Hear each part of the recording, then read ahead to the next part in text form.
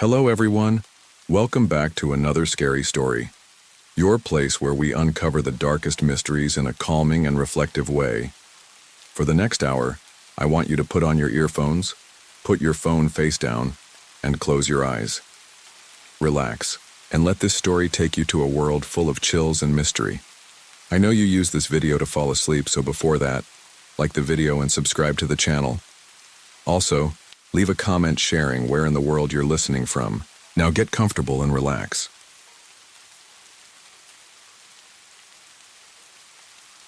They say you can't go home again. I never used to believe that. But walking down Michigan Avenue in the biting November wind, seeing my breath fog up like smoke and feeling the ache in my chest where my marriage used to sit, I started to understand what they meant. Detroit hadn't changed much, not really. The bones were the same.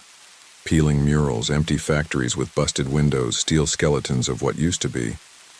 But something in the way it all looked at night, grimy and half alive, made it feel less like a city and more like a warning. I'd been back 3 months. Just long enough to unpack my boxes, not long enough to make any real friends. My job, corporate accounting for a mid-sized firm downtown, was fine, quiet, isolated. Most days I ate lunch at my desk and listened to the dull murmur of traffic outside. Nights, I microwaved old pasta and watched reruns of games from years ago, back when life still made sense. Football was my one escape. Used to be me and my dad in the cheap seats at Ford Field, cheering like maniacs even when the Lions lost. Especially when they lost. He died when I was 22, and I hadn't been to a game since. But tonight, something pulled me there. Nostalgia, loneliness, maybe just the need to feel part of something again. I took the bus, didn't trust my 10-year-old Altima in stadium traffic. Got to the gate early, ticket tucked in my coat, breath fogging in little puffs. The energy inside Ford Field hit like a shot of adrenaline. 65,000 people all roaring at once.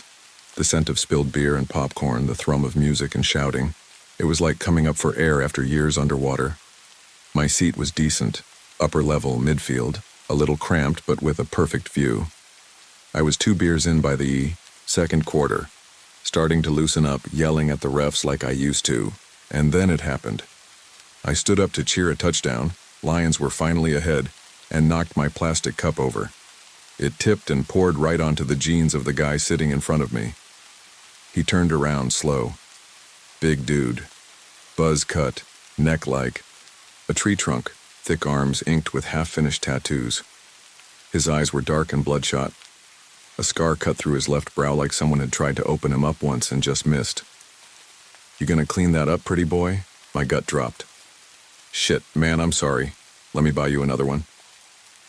He stared for a second too long, like he was trying to decide something. Then he cracked a grin, all teeth. Not a friendly kind. "Sure," he said. "Why not?" I grabbed him a drink, handed it over with a nervous chuckle. He took it, raised it in a mock toast, then leaned in close enough for me to smell the whiskey on his breath. "See you around." He vanished into the crowd like smoke, leaving me there cold, sober, and rattled. The rest of the game was a blur. I kept looking over my shoulder, half convinced I'd find him staring from a row behind. By the time I made it home to my duplex in Corktown, old red brick house with squeaky floors and drafty windows, I'd almost convinced myself it was nothing. Just a drunk, puffing his chest. I locked the door, checked it twice. Didn't sleep well. Not because I thought he'd come back, but because I couldn't shake the way he said it. "See you around." It didn't sound like a joke. I woke up the next morning to a hangover headache and the kind of cold that makes your bones ache before your feet touch the floor. My duplex in Corktown, probably built sometime around the invention of indoor plumbing, was drafty even with the heat running full blast. The old radiators hissed like angry cats, but mostly they just rattled and coughed without warming much. Stood in front of the kitchen window with a mug of gas station coffee, watching the snow fall. Not the pretty kind either. Slushy, gray stuff that turned the curbs into muddy soup. The street was quiet, mostly because half the houses were abandoned and the other half had folks like me in them. People who wanted to be left alone. I told myself Troy Varga was just a drunk, just some idiot trying to look tough in front of his buddies. But something about his face stuck with me. The way he'd said, "See you around," like it wasn't a maybe, like it was a promise. I should have shaken it off. Instead, I found myself Googling him at work. Troy Varga, Detroit. Hit enter. First few results were about a high school linebacker from Macomb. Wrong guy. Then I saw a forum post from 2 years ago on a neighborhood crime board. Username DTownMama42 posted, "Anyone else seen this guy hanging around? Near Cass Park? Covered in tattoos, buzz cut, real scary looking. Follows people. My cousin says he knows him from jail. Said he's bad news." A couple replies, nothing helpful. The post was old. I stared at it longer than I should have until the screen blurred. I was supposed to be building out a quarterly report, but instead I was deep in the comment section of a half-dead forum, like some kind of true crime junkie. That night I didn't go straight home. I sat in my car 2 blocks away, watching the front door from the shadows, telling myself it was nothing. But when I finally went inside, every creak of the floorboard sounded louder. I kept all the lights on, slept with a pocket knife on the nightstand like I was in some action movie. That was Tuesday. On Thursday night it snowed hard, the kind of snow that muffles the world. I was brushing my teeth around 11 p.m. when I thought I heard something. Just a soft crunch, like a boot in snow. I froze, toothbrush still in my mouth, heart thudding like it wanted out. I went to the window, lifted the blind just enough to peek. There were footprints in my front yard, not deep, not fresh, but they were there, cutting across the lawn from the sidewalk to the side of the house. No footsteps coming back. I stood there for what felt like an hour, but probably wasn't more than a few minutes. Then I slipped on my coat, grabbed my little Maglite flashlight, and stepped outside. The air was needle sharp. I crunched through the snow, followed the tracks around the side of the house. They stopped near the window by my kitchen. That's when I saw its smudges on the glass, like someone had pressed their fingers there, just long enough to look in. I called the cops. 2 uniforms showed up about 20 minutes later. One looked barely old enough to shave. The other, an older guy with a drooping mustache and a cigarette behind his ear, crouched down and shined his flashlight on the tracks. "Yeah, looks like somebody was here," he muttered. "Probably some junkie scoping the place. You lock your doors?" "Always," I said. He looked at me for a second, then at the house, then back at me. "You piss anyone off lately?" I hesitated. Maybe. He nodded like that made sense. They took a statement, said they'd do a few extra patrols, then they left. I didn't sleep that night either. Something in my gut told me this wasn't random, wasn't a junkie, wasn't just some creep. It was Troy, and he wasn't finished. The next morning I didn't shave. Didn't bother making coffee either. Just sat on the edge of my bed in the same hoodie and jeans I'd slept in, staring at nothing.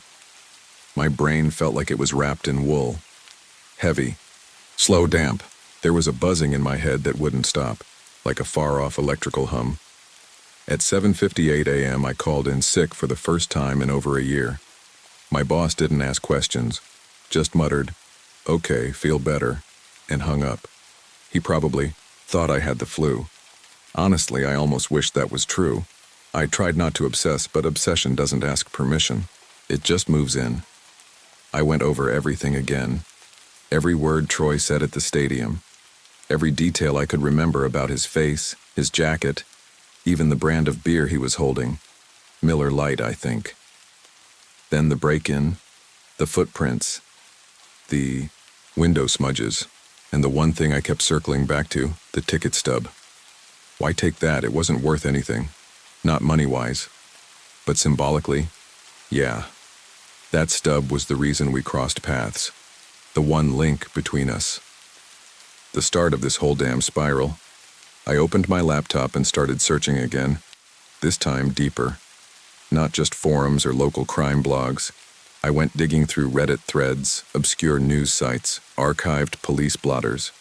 Most of it was noise, rumors, ghost stories. But I found one article from 2018 buried under layers of clickbait. Corktown man found dead in garage, foul play suspected. His name was Leonard Phelps, 52, worked construction, lived 3 blocks from where I was now. No forced entry. Wallet untouched. Cause of death, blunt force trauma to the head. One comment stood out at the bottom, posted anonymously. Varga did this. Cops know. Won't touch him. Too scared or too tired. That chilled me more than the article itself. I closed the laptop, paced the kitchen, then went to the bathroom and stared at myself in the mirror. My eyes looked sunken, bloodshot. I hadn't been sleeping right for days. My jaw had a twitch to it. I looked like a man on the edge, and maybe I was. That's when I heard it. A knock. 3 soft raps on the front door. My heart seized. I reached for the knife still sitting by the toaster. My hand shook as I approached the door. I peeked through the peephole. No one. I waited, held my breath. Then I turned the knob, just a crack, and opened the door slowly. There was no person, no car, no footsteps in the snow, just an envelope. Unmarked, ordinary, light brown. I picked it up, brought it inside, sat at the table staring at it for a solid 2 minutes before I worked up the nerve to open it. Inside was a single Polaroid, me, at the stadium, leaning over the railing, talking to the beer guy, smiling. In the corner of the photo, partially, cropped out, was a man. Sunglasses, black hoodie, Troy. I hadn't even seen him there. Under the photo, written in red ink, cheap marker maybe, were 5 words, "I know where you sleep." That was it. I dropped the envelope like it burned, backed away, grabbed my phone and called the cops again. When they came, same old mustache guy and a different rookie this time, I showed them everything. The photo, the envelope, the forum post, even the article. The older cop just sighed. "Look, Mason," he said, rubbing his eyes like he hadn't slept either. "I'm not saying you're lying, but this Varga guy, he's a ghost. We've looked, he's not in the system. No priors, no address, no social. Hell, I'm not even sure that's his real name." I stared at him. Then what am I supposed to do? He didn't answer right away, just looked down at the photo again. Finally, he said, "Get a security system, get a gun, and if he shows up again, don't wait to call us." I nodded, but deep down, I knew. Next time, there might not be time to call anyone. The hours stretched, on like molasses in the winter, thick and sticky, hard to get through. Each moment felt longer than the last. I spent the rest of the day in a daze, too tired to sleep, too scared to focus on anything. I couldn't shake the picture of Troy's eyes, how they locked onto mine in the living room that night, how they burned with a kind of knowing, like he had some power over me that I couldn't comprehend, and the worst part was he probably did. By dusk, I'd installed the security system. Nothing fancy, just a few cameras and motion detectors. I'd also bought a pistol, a Glock 19. I knew how to shoot. It wasn't my first time, but that didn't make it feel any less heavy in my hands. I went to bed early that night, hoping to sleep through the noise in my head. But it didn't work. I tossed and turned, staring at the ceiling, hearing every little sound in the house. The hum of the fridge, the creak of the floorboards, the wind rattling the old window frames. And somewhere in the distance, the faint echo of a siren or a car alarm. My phone buzzed at 3:10 a.m. I grabbed it, expecting another picture or text. It wasn't. It was a voicemail. The voice was muffled, but I recognized it immediately.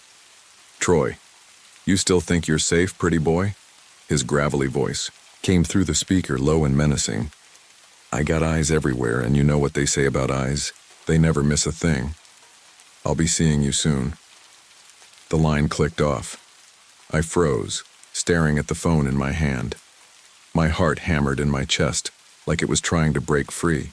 I could feel the cold sweat on the back of my neck, my skin crawling. I wasn't sure how much longer I could keep doing this. The constant tension, the fear that crawled into every corner of my life. I felt like I was losing my grip, losing my mind. And for what? A damn ticket stub? Was this all over that? Or was Troy just playing with me? I sat up, pressing my hands to my face, trying to think straight. The first thing that hit me was that I needed answers.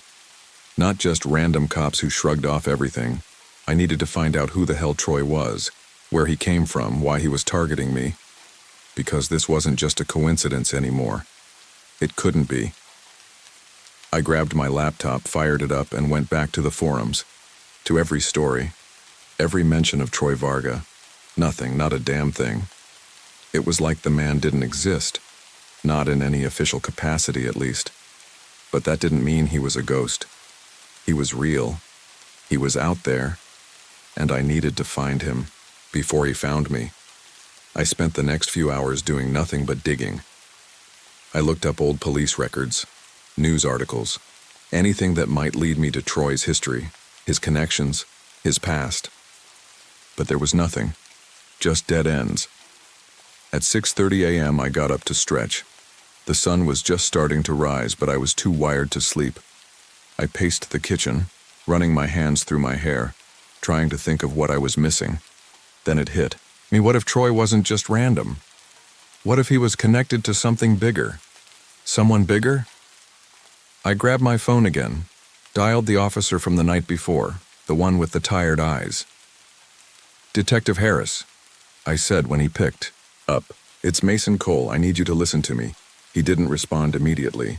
I could hear him breathing on the other end, probably rubbing his face like he was trying to push through his own exhaustion. "Detective, I've been digging into Troy Varga. There's nothing in the system. Nothing on him. But I think he's connected to something else. Something bigger than just random break-ins. I think he's part of something organized. A group." There was a long pause. "You don't know what you're talking about, Cole," Harris finally said, his voice rough. "Varga's a one-man wrecking crew. He's not connected to anything. Just a piece of trash living off fear and intimidation." I couldn't believe it. "You're telling me there's no one he's working with, no one pulling his strings? Look, just be careful, all right? Don't go chasing ghosts. You'll end up..." The line went dead. I dropped my phone on the counter, staring at it for a second before picking it back up. I punched in a different number. The second I heard the familiar ring of a private investigator's office, I knew I wasn't going to get any real answers. But I had to try. I couldn't shake it. The nagging feeling in my gut told me Troy wasn't just some random thug. There was more to this, and I couldn't ignore it anymore. Every lead I followed, every hunch I chased down, it all pointed to something bigger. But what? I was done waiting. Done with being the victim. If the cops wouldn't do anything, I'd take matters into my own hands. By noon, I had scouted every corner of the neighborhood. Corktown wasn't a big place, but there were enough blind spots, enough old alleys where you could lose yourself. My mind kept going back to Troy's voice on that voicemail. I got eyes everywhere. He wasn't just bluffing. I knew that now. I spent the afternoon at a local gun store picking up supplies, a couple of flashlights, a few more rounds for the Glock, and just in case, pepper spray. I wasn't about to be caught unprepared again. The hours crawled, the sun dipping lower behind the crumbling skyline. By 9 p.m., I was at the bar across the street nursing a beer, trying to keep my nerves steady.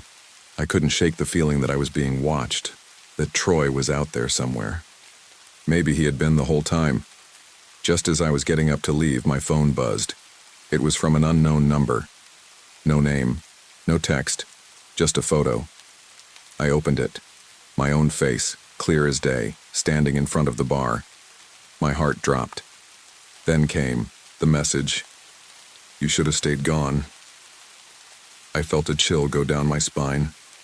Troy knew where I was. He was already here. Close. Too close. I slammed the phone down and rushed out the door. My pulse was racing, my heart hammering in my chest.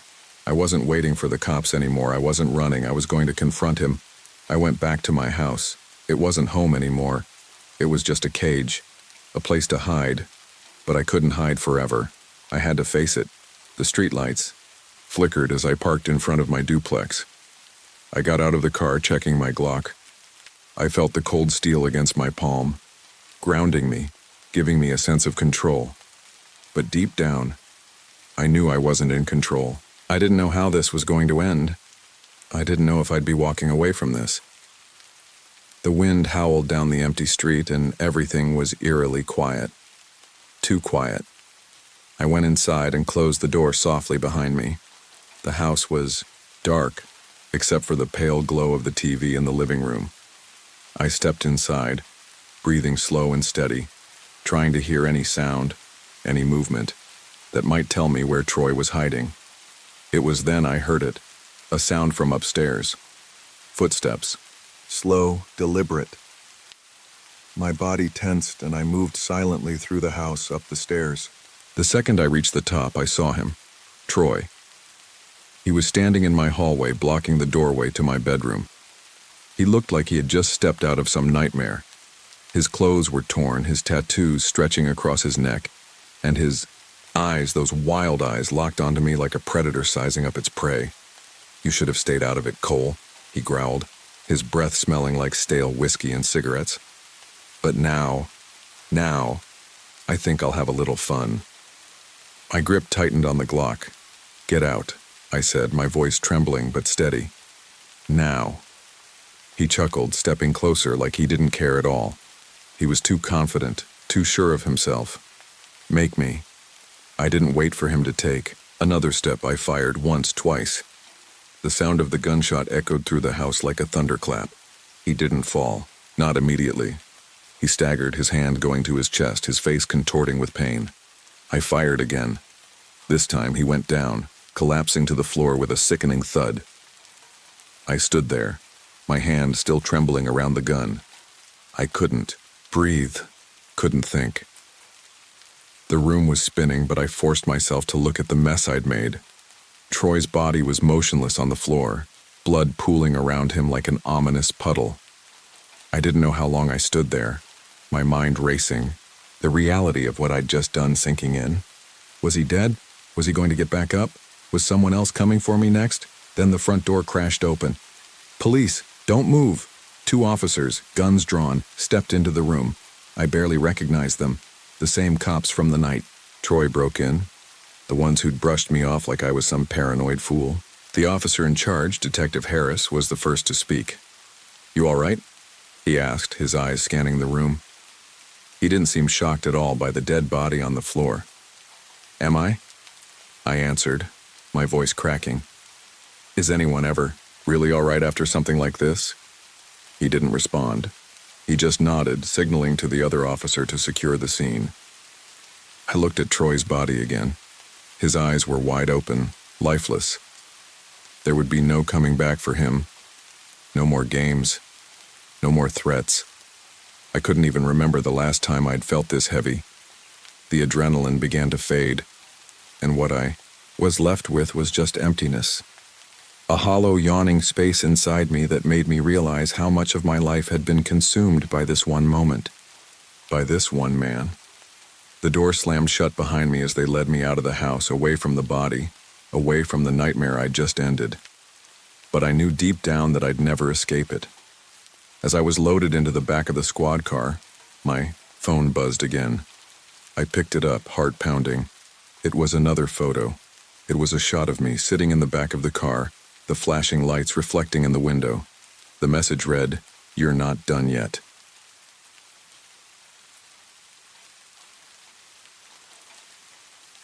The smell of damp earth clung to everything in Ravens Hollow. Even before I stepped off the bus, I could feel it, the weight of a place that had forgotten how to thrive. It was late November, the last real days of fall before the dark set, in for good, and the trees had already bared their bones to the sky. The fog rolled in early, swallowing the town whole, leaving only the faint hum of the old mill in the distance. My dad hadn't been around for a while.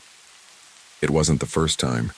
He'd disappear into his own mess of cheap whiskey and broken promises, and I'd be left with whatever scraps of life I could find. It was the same thing every time.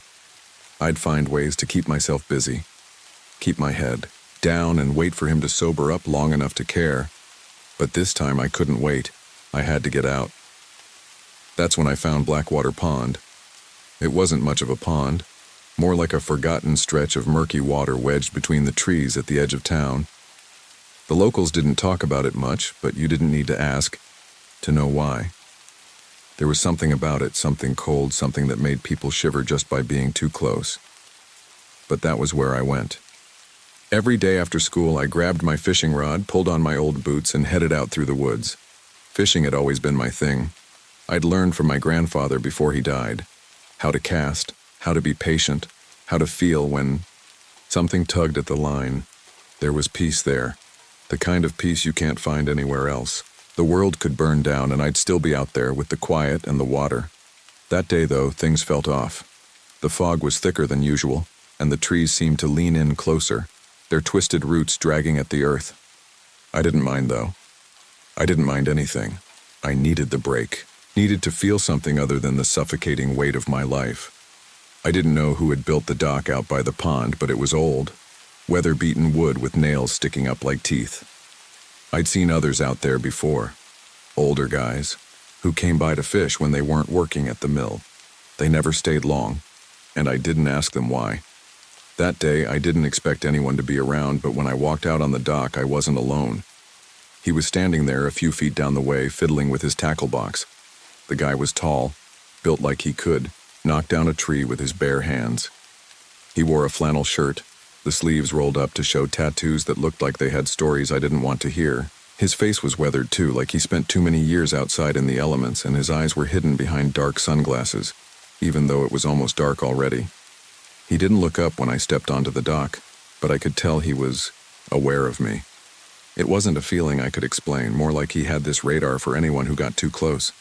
"Fishing?" I asked, even though it was obvious.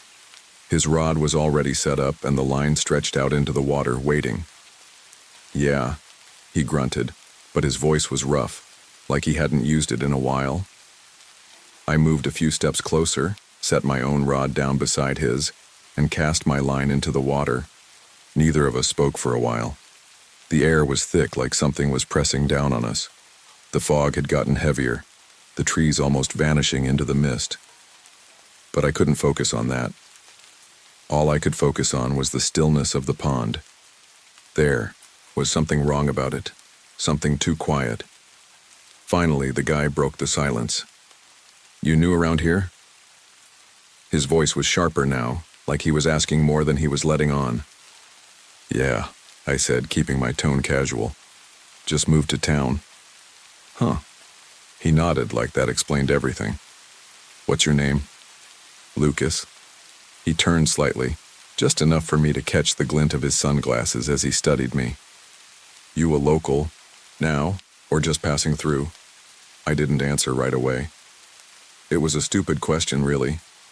You didn't stay in Raven's Hollow unless you had no other choice. And I didn't have any choice. "Just trying to get away for a while," I said, trying to make it sound normal. The man didn't say anything to that. Instead, he picked up his rod, reeled it in, and cast again. "Be careful around here," he muttered. "Things don't always stay where they're supposed to." I froze, my line still out in the water. Something about the way he said it made my stomach tighten. I looked over at him, but he wasn't looking at me. His face was set in that hard, unreadable expression. He might as well have been staring at the fog. Before I could ask him what he meant, the silence stretched between us, thick as the mist on the water. The next few days dragged by slower than I expected. Raven's Hollow was one of those places where everything felt stuck in time, like it had been waiting for something to change but didn't know how. The streets were empty most of the time. The few shops that were still open sat behind dirty windows, and the people who ran them moved through their days like they were just waiting for something to finish. Even the trees around the pond felt like they had been standing there forever, their gnarled roots twisting deeper into the earth, as if trying to escape whatever was beneath. But that's how small towns are, right? You try to find normal, but there's always something lurking just below the surface. And if you listen close enough, you'll hear it. By the time I went back to Blackwater Pond, the fog was rolling in again, thicker than the day before. I could barely make out the trees that bordered the water, their branches hanging low like they were trying to reach the water with their crooked fingers. The wind whispered through the leaves and the air was cold enough to bite at my skin. I couldn't remember the last time I'd felt so alive, or so uneasy. I knew I was avoiding home, avoiding my dad. The bruises on my arms still ached, but it was the kind of pain you couldn't explain. It was the kind that never really healed. Fishing was the only thing that made it go away, at least for a little while. I hadn't expected to see him again. But there he was, the guy from the dock, sitting on the edge of a boulder near the water, his rod cast into the pond, still wearing those damn sunglasses even though the day was starting to fade. The faint glow of dusk filtered through the fog, and he barely seemed to notice when I approached. "You're back," he said, his voice barely more than a rasp. I wasn't sure if that was a question or a statement. "Yeah," I muttered, pulling my own rod from my shoulder. I didn't know what else to say. For a moment we didn't speak. The only sound was the gentle lapping of the water against the shore and the occasional snap of a branch breaking under the weight of the fog. I cast my line out, not really aiming for anything, just needing to do something with my hands. "Don't trust it," he finally said. His words were slow, deliberate, like he was weighing every syllable. "The pond. It takes." I didn't say anything. I wanted to roll my eyes, laugh at how ridiculous it sounded, but the way he said it made me stop. It was as if he was speaking from experience. "Don't trust who?" I asked, unsure if I even wanted to know the answer. "3. Water," he muttered, like it was obvious. "Things are wrong here. The town's been hiding it for years." I stared at him. There were shadows under his eyes, deep ones, like he hadn't slept in days, maybe longer. His hands were trembling slightly as he gripped the fishing rod, and his expression was colder than the air. "I've seen them," he continued, his voice barely above a whisper. "Seen things in the water. Faces, hands, people who never came back. And you can't get too close, Lucas, not if you want to stay alive." I didn't know what to say. I wanted to laugh. I wanted to ask him if he'd lost his mind, if he was just some old fool who had nothing better to do than spout off paranoid nonsense. But there was something in his eyes that stopped me. He wasn't joking, and he wasn't the type to scare easily. "People disappear?" I asked, my voice sounding smaller than I wanted it to. "You'd be surprised," he replied. "Some don't even know they're gone. Not at first, but when they try to leave, that's when it gets bad." I felt a chill run down my spine. There was a tightness in my chest, like I was trying to breathe in a room too small. "What happens to them?" He didn't answer immediately. He just stared at the pond, his hands still shaking, the fishing rod in his grip like it was the only thing holding him to the world. "I don't know," he said finally, his voice low. "But the pond gives. And it takes. And sometimes it takes more than you're ready to lose." His words hung in the air like smoke, thick and suffocating. I opened my mouth to say something, but I couldn't. The words felt like they were stuck in my throat. The pond seemed to shift, the surface of the water rippling for a moment before it stilled again. "I'm not saying you shouldn't fish here," he added, his voice quieter now. "But just know this, some things should stay buried. And some things, once you pull them up, you can't put back down." The guy, Mr. Vickerson, I was starting to think, stood up slowly. The light from the sinking sun cast long shadows across his face, making his features look even sharper, colder. "You'd be wise to listen," he said, and with that, he turned, disappearing into the fog like he was part of it. I stood there for a while after he left, my line still floating on the water, but I didn't reel it in. I didn't want to. The air had gotten heavier, like something was pressing down on the world, and the only thing I could think about was what Mr. Vickerson had said. Things don't always stay where they're supposed to, and I wasn't sure, but for the first time, I wasn't sure if he was talking about the pond. The next day felt like it was all fog. Everything was blurry, hazy, like it had all slipped out of focus when I wasn't paying attention. The morning after Mr. Vickerson's warning, I woke up later than I should have, the house quiet in that unsettling way. My dad's snores filtered through the walls, and for a brief second, I thought about not going to Blackwater Pond at all, but fishing was the only thing that made sense anymore. the only thing I could control. I grabbed my rod, tied a new lure to the line, and headed out the door. The air was biting, and it felt colder than usual, but I didn't care. I walked past the houses that lined the streets, the ones with peeling paint and overgrown lawns. The town was silent, almost like it was holding its breath. Even the trees were still, their branches bare and twisted like they had been waiting for something, just like the town. By the time I reached Blackwater Pond, the fog was thick again, crawling along the surface of the water like a living thing. The air smelled damp, earthy, like it had been soaking in the rain all day. I wasn't expecting to see Mr. Vickerson again, but something about the pond made me feel like I couldn't turn back. The tension in my chest was tight, and my feet felt heavy on the ground, but I couldn't leave. Not yet. I wasn't sure what I was looking for. Maybe I was hoping to see something, anything, that would make sense of the strange words he had said. But all I found when I arrived was the same still water, the same gnarled trees that towered over the shore. The silence was louder than the world I had left behind. As I stood there trying to figure out what I was doing, I heard a rustle from behind me. A shadow broke through the fog. "Back again, huh?" came a voice. I turned, startled. It was Mr. Elias. I hadn't seen him in a while, hadn't thought about him much after the first time he'd spoken to me. He was sitting on a fallen log, hands resting on his knees, his fishing rod laying idle next to him. His clothes were the same as the last time, a faded flannel shirt, jeans that were frayed at the cuffs, and those damn sunglasses, even though the light was soft and fading. Wasn't sure what to make of him. He wasn't like Mr. Vickerson. His eyes were too kind, too soft, like he hadn't lived through the rough edges of the world. But there was something unsettling about him too, something about the way he seemed to always be watching, like he knew things I didn't. "You fishing today?" he asked, his voice like gravel, dry and low. I nodded but didn't say anything. I wasn't sure if I wanted to talk. "You ever wonder why the fish bite here so well?" he asked, his smile barely there. "Because of the pond," I said, trying to sound casual, though my words felt stiff. "It's a good spot."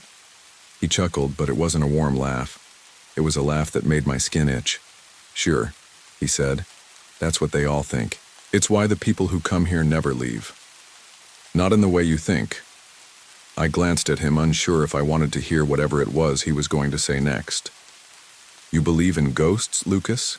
he asked, his tone suddenly serious, almost too serious. I shook my head a little too quickly. No way, that's just stories, superstition." He raised an eyebrow but didn't argue. Instead, he stood up and started walking toward the water, his hands resting casually in his pockets. "You ever heard of the family of the pond?" he asked, not waiting for a response. I shook my head again, but something in his voice made me feel like I should know. Something about the way he said it, like it wasn't a question but a statement. "Some say they're the ones who make sure the pond keeps its secrets," Mr. Elias went on, stopping at the edge of the water. "Others say they're what keeps it alive, keeps it from being forgotten." I wasn't sure what he meant by that.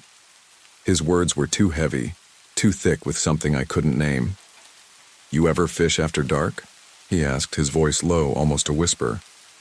"No," I replied, my throat dry. That's not really safe, is it?"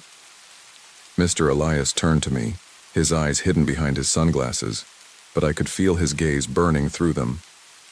"Not if you know how to do it right," he said slowly.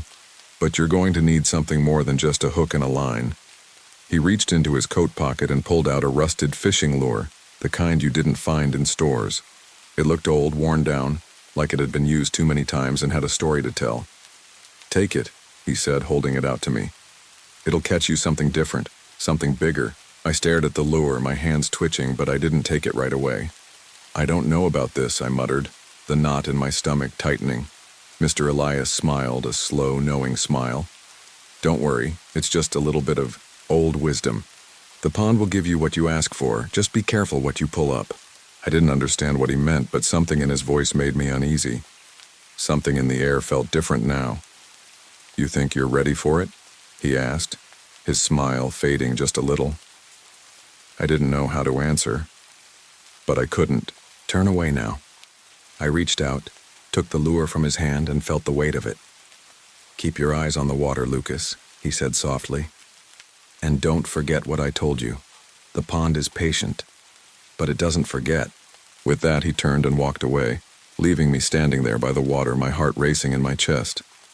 I couldn't get the words out of my head. The pond is patient, but it doesn't forget.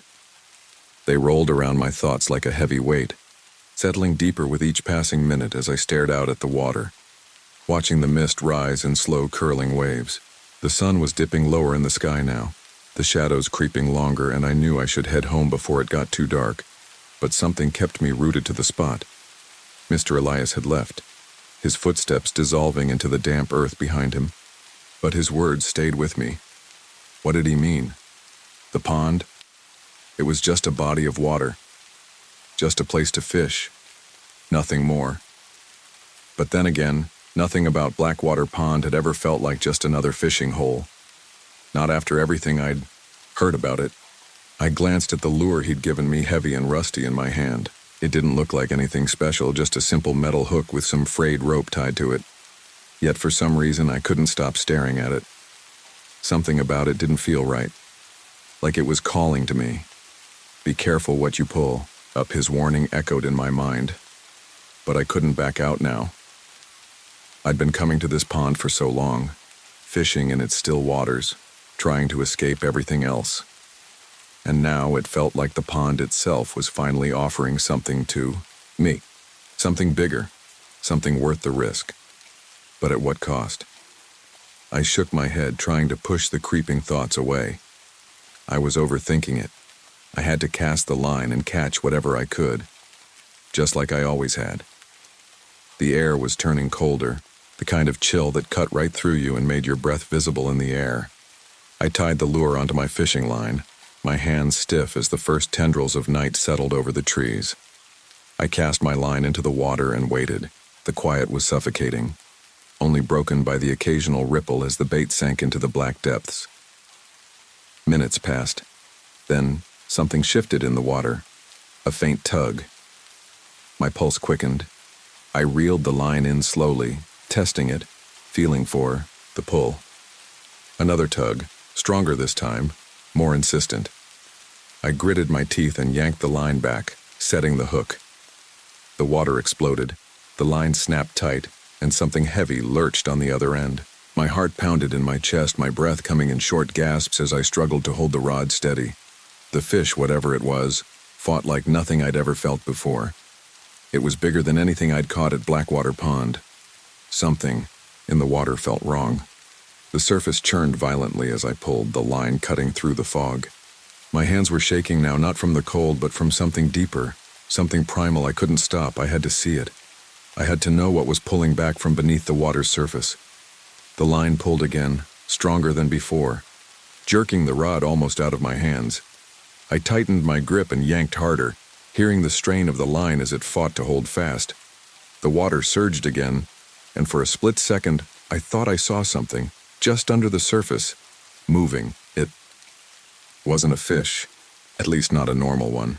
This thing had a form, a shape. It was long, twisting like it was made of the water itself, writhing and lashing out, desperate to escape. The surface of the pond was bubbling with something dark and unnatural. This isn't right, I thought, fear knotting in my stomach. My breath came in shallow gasps. I could feel the weight of it now, pulling harder, dragging me closer to the edge of the dock. And then, just like that, the line snapped. The rod nearly flew out of my hands, but I gripped it tight, the vibration still humming in my palms. I didn't know what had just happened, whether it was a fish or something else entirely, but something in me knew I had come close to something I wasn't supposed to see, something that had been down there a lot longer than me.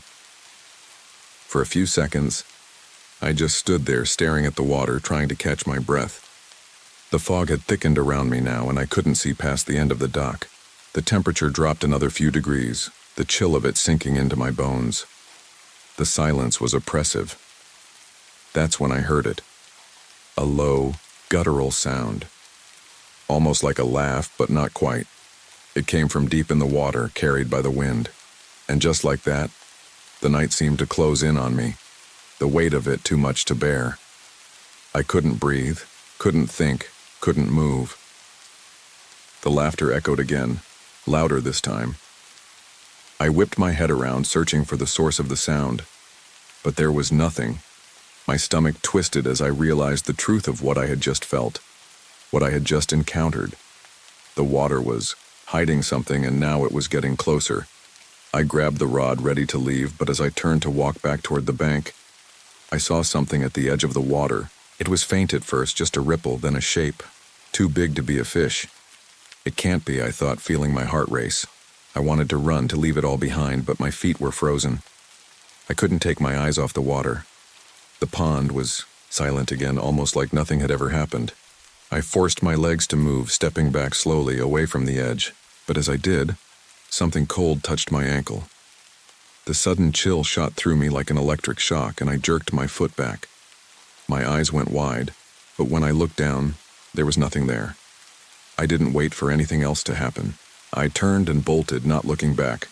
I ran as if the whole world was chasing me. The dock creaked under my heavy steps, the fog wrapping around me like a suffocating blanket. I didn't care that I wasn't watching where I was going. I just needed to get away. My lungs burned with each breath, my heart hammering in my chest as my feet pounded the earth beneath me, slipping once or twice in the wet mud. But I didn't stop. I couldn't. Something was following me. I could feel it. The cold had sunk deep into my bones by the time I reached the edge of the woods where the trees were close together, their twisted limbs reaching out like grasping hands. I had barely made it through the underbrush when I stumbled into something. A hand. It wasn't a real hand. It was cold and unnatural, slick like wet wood, and it touched my ankle, sending a bolt of shock through my body. I froze. I wanted to scream, but my throat was tight, the sound trapped deep inside. The fog seemed to thicken around me as the weight of it all pressed in, suffocating. Then I heard a voice. "Lucas, help me." It was faint, like a whisper just beyond my reach, and yet it sounded so real. The hair on the back of my neck stood up as I glanced around, expecting to see Brett, expecting him to come rushing toward me from the fog, his face pale and frantic. But there was nothing. The voice came again, louder this time. "Lucas, help me." This time I did scream, but it wasn't Brett's voice anymore. It wasn't even human. I scrambled backward, the mud slick under my shoes, my body shaking with cold and fear. The fog pressed in closer, blocking out everything. The trees seemed to close in on me. I was trapped. Suddenly something moved in the corner of my eye. A figure, a shadow. Mr. Elias. His tall, thin form emerged from the mist, his face pale, his eyes colder than the air itself. He didn't say anything at first. He just looked at me, his hands cold as ice when he reached out to touch my shoulder. "You can hear it, can't you?" he asked softly. I nodded, my throat too tight to speak. "The pond gives," he said, his voice distant, almost like he was speaking to someone else. "But it takes two, and once it takes, it doesn't let go." My stomach twisted. "Where's Brett?" I gasped, my voice cracking. "Where's my friend?" Mr. Elias smiled, but there was nothing kind in it. "Brett's part of the family now," he said, his eyes glinting like a predator's. My heart sank, a cold pit opening up in my chest. "What do you mean?" Mr. Elias turned slowly, his gaze fixed on the water behind us. "There are things beneath the surface of Blackwater Pond, things that aren't quite dead. They wait for the living. And when they get hungry..." He trailed off, his voice low, full of something ancient and unsettling. "They pull the living down, but only those who are willing to listen." The fog around us thickened, and I felt a sharp chill crawl down my spine. This is it, I thought. This is where I disappear. I tried to take a step back, but my feet wouldn't move. It was as if the earth beneath me had turned to stone. My legs were frozen in place, my body refusing to respond to the panic in my chest. I was trapped. Mr. Elias reached out and grabbed my arm. His grip was like ice, unyielding. "You could stay, you know," he murmured. "Join the family. Just come back to the water. Fish a little longer." I stared at him, horror creeping up my spine. "No," I whispered. "I want to go home. I want to forget." He nodded, almost thoughtfully, and his fingers tightened around my wrist. "You can't forget what you've seen here. It's part of you now, just like it's part of me. The pond chooses, Lucas. It always chooses." I struggled, yanking my arm away, and this time I was able to move. My feet finally obeyed, and I ran. I ran until my chest burned, until I couldn't hear the whispers in the fog anymore, until I was back at the edge of town, where the warm glow of streetlights lit the way home. I didn't stop running until I was inside my house. The door slammed behind me, my chest heaving with the effort. I locked the door, the sound of the bolt sliding into place a small comfort. But even as I pressed my back against it, I knew it wouldn't be enough. They know where I am now. They know I've seen them. Later that night, as I lay in bed, I heard the faintest sound, something tapping at the window. I didn't go to the window. I didn't need to. I knew what was out there, and I knew it wouldn't leave until it had me.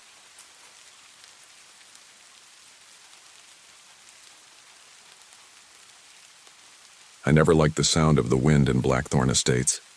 It doesn't whistle through the trees or hum like the wind is supposed to. Instead, it makes this awful noise, like it's trying to say something, or maybe it's just trying to scream. It always sounds like it's looking for something. My mom says I'm just imagining it, that it's just a normal breeze, but I don't think it is. I think the wind knows something. It's not the wind that scares me, though. It's the houses. The empty ones. The ones that were burned by the Blackthorn fire 10 years ago, and the ones that people just left behind. There's only a handful of us still here. My mom and me in our creaky house, Mr. Harlow next door, and Mia across the street. The rest of Blackthorn Estates is just empty. A ghost town with cracks in the pavement, rotting wood, and forgotten windows that stare out into nothing. It's not that I don't like it here. It's just that it feels like the houses are watching you. Every time I walk past them, I feel like they're waiting for something. Sometimes I can even hear things, whispers from behind the boarded-up windows or the rustling of curtains in houses that no one lives in anymore. When I was younger, I thought I imagined it, but now I know. Something's out there. The only good thing about living here is Shadow. I found him when I was 6, hiding behind the big oak tree at the edge of the park. He was just a scruffy black dog back then, tail between his legs, one white paw, all that marked him as anything special. We've been inseparable ever since, and even now, at 11, I still find comfort in his company. He's my only real friend. He stays with me when I can't sleep at night, when I hear noises that aren't supposed to be there. He's the one who keeps me safe, who stops me from feeling so alone in this empty place. The funny thing is, people say the park is haunted too. Hollow Creek Park, where kids dare each other to go at night. There's this old playground there, crusty and falling apart, and the creek that runs through it has a reputation of swallowing things whole. I'm not sure I believe in ghosts, but I do believe in things in the dark. Things that shouldn't be there. Things that get lost or left behind and just stay. Today was one of those days when everything felt extra quiet, like something was wrong, but I didn't know what. I woke up late and didn't have time for breakfast before school, so I ended up rushing out the door with Shadow trailing behind me. He always walks me to school. Even though he's a dog, he's protective like a big brother, and no one dares mess with me when he's around. I had a feeling this morning that something was going to happen, something that would change everything. But like always, I didn't say anything. No one would believe me anyway. By the time I came home that afternoon, the feeling was worse. It wasn't just the wind anymore. It was the silence that settled in the neighborhood. It was strange how still everything was. I opened the front gate and stopped when I saw it. The back gate, the one that leads into the woods, was hanging open, swinging back and forth in the breeze, like someone had been there and didn't bother closing it. felt a knot in my stomach like something bad had just happened. My eyes immediately darted to Shadow's food bowl by the door. It was tipped over. Kibble was scattered across the porch like someone had knocked it aside in a hurry. And the worst part? Shadow wasn't around. "Shadow?" I called. But there was no answer. He always comes running when I call him. Always. I ran around the side of the house to the back gate, my heart thudding louder with each step. The chain that normally keeps it locked was lying on the ground, cut clean through. I ran my fingers over the jagged edges, my breath coming faster. Who could have done this? Shadow? I called again, this time louder. But the only response was the echo of my voice and the wind, that damned wind whispering through the trees. I didn't wait. I turned and ran to Mr. Harlow's house. He's the only neighbor who doesn't look at me like I'm a ghost or something. He's an old war vet with a rough face like it's been worn by years of hard living, but I know he's not as scary as he looks. Sometimes I talk to him when my mom is too busy, and he tells me stories about the old days, about what Ravenswood used to be like before everything burned down. He's also the only person I've ever met who doesn't seem bothered by Blackthorn Estates. He just accepts it like it's part of life. I banged on his door until he came to the window, then hurried inside when he let me in. He looked at me curiously, his eyes narrowing. "Shadow's gone," I said quickly, my voice trembling. "What do you mean, gone?" Mr. Harlow asked, grabbing his coat and heading toward the door. "I mean, he's gone. The back gate's open, his bowl's tipped over, and I don't know where he went. I think someone took him," I said, my words tumbling out like water. He grunted, walking ahead of me. "Let's go find him then." We went out and searched the neighborhood, calling his name, shaking the food bowl. The only thing we heard was the wind and the sound of something far away. I could almost hear it, something faint like a bark. But it was wrong. It was too high, too sharp. It didn't sound like Shadow. When we got to the old Blackthorn house, the one that had burned 10 years ago, I stopped. It wasn't just the house that made me pause. It was the collar. Shadow's collar, the one with the tags on it. I bent down and picked it up, and Mr. Harlow's eyes widened. The tags were bent inward, as though someone had crushed them in their fist. After finding Shadow's collar by the ruins of the Blackthorn house, a thick sense of unease settled over me, like the world was holding its breath, waiting for something terrible to happen. I stood there staring at the bent tags in my hand while Mr. Harlow took a step back and looked around, his expression unreadable. "What do you think this means, Mr. Harlow?" I asked, my voice barely above a whisper. I wanted him to tell me it was nothing, that Shadow had just wandered off, maybe found a hole in the fence or chased after a squirrel. But the look in his eyes told me he was as uncertain as I was. He didn't answer at first. Instead, he glanced down the street, then over toward Hollow Creek Park, his brow furrowing. "I don't know, Ellie," he said slowly, his voice gravelly. "But this isn't right. Your dog's smarter than this. He wouldn't just run off." "Then what happened to him?" I said, more urgently. "Who would take him?" Mr. Harlow gave me a sideways look. "You're asking the wrong questions, kid. You should be asking what's still here." His words made my stomach drop. The way he said it, like there was something out there, something we couldn't see, set my mind racing. I hadn't thought about it much before, but Blackthorn Estates was weird. The old houses, the wind that howled through them, the lingering smell of something burnt in the air. It wasn't normal. Something was off about the whole place. "Come on," Mr. Harlow said, snapping me out of my thoughts. "Let's check the creek. It's as good a place as any. And be careful, Ellie. We've got to stay alert. Don't want to be walking into something we're not ready for." I nodded, but inside I felt like I was sinking. The park, Hollow Creek Park, it wasn't a place anyone went unless they had to. The playground there was rusted and forgotten, the swings creaking in the wind. It was one of those places you only dared to visit at night, when the moon was high and you could pretend the shadows were your friends. We walked in silence, Mr. Harlow leading the way, his hands jammed deep into his pockets. I followed a few steps behind. my mind jumping between thoughts of Shadow and what had happened to him. The air grew colder as we neared the park, the thick fog swallowing the streetlights behind us. The familiar clank of the old swing chains was missing, and the air felt even heavier, like something was waiting. I stopped at the edge of the park, staring at the disheveled playground equipment. The merry-go-round was tilted on its axis, a couple of swings creaking against the wind, their chains stretched taut. For a brief moment, I wondered why anyone would build a park like this, an eerie playground surrounded by overgrown bushes and tall trees. It was as if the place had been forgotten by time, left to rot without anyone to care for it. "I think Shadow's here," I muttered, mostly to myself. Mr. Harlow didn't respond, but I could tell by the way his shoulders stiffened that he was starting to feel it too. The air in the park wasn't just cold, it was wrong. There was a sharp edge to it, like something had been disturbed. We both turned toward the thicket of thorn bushes in the far corner, where a trail of broken branches led deeper into the woods. That's when we heard it. The bark. It wasn't the low, familiar sound of Shadow's playful bark.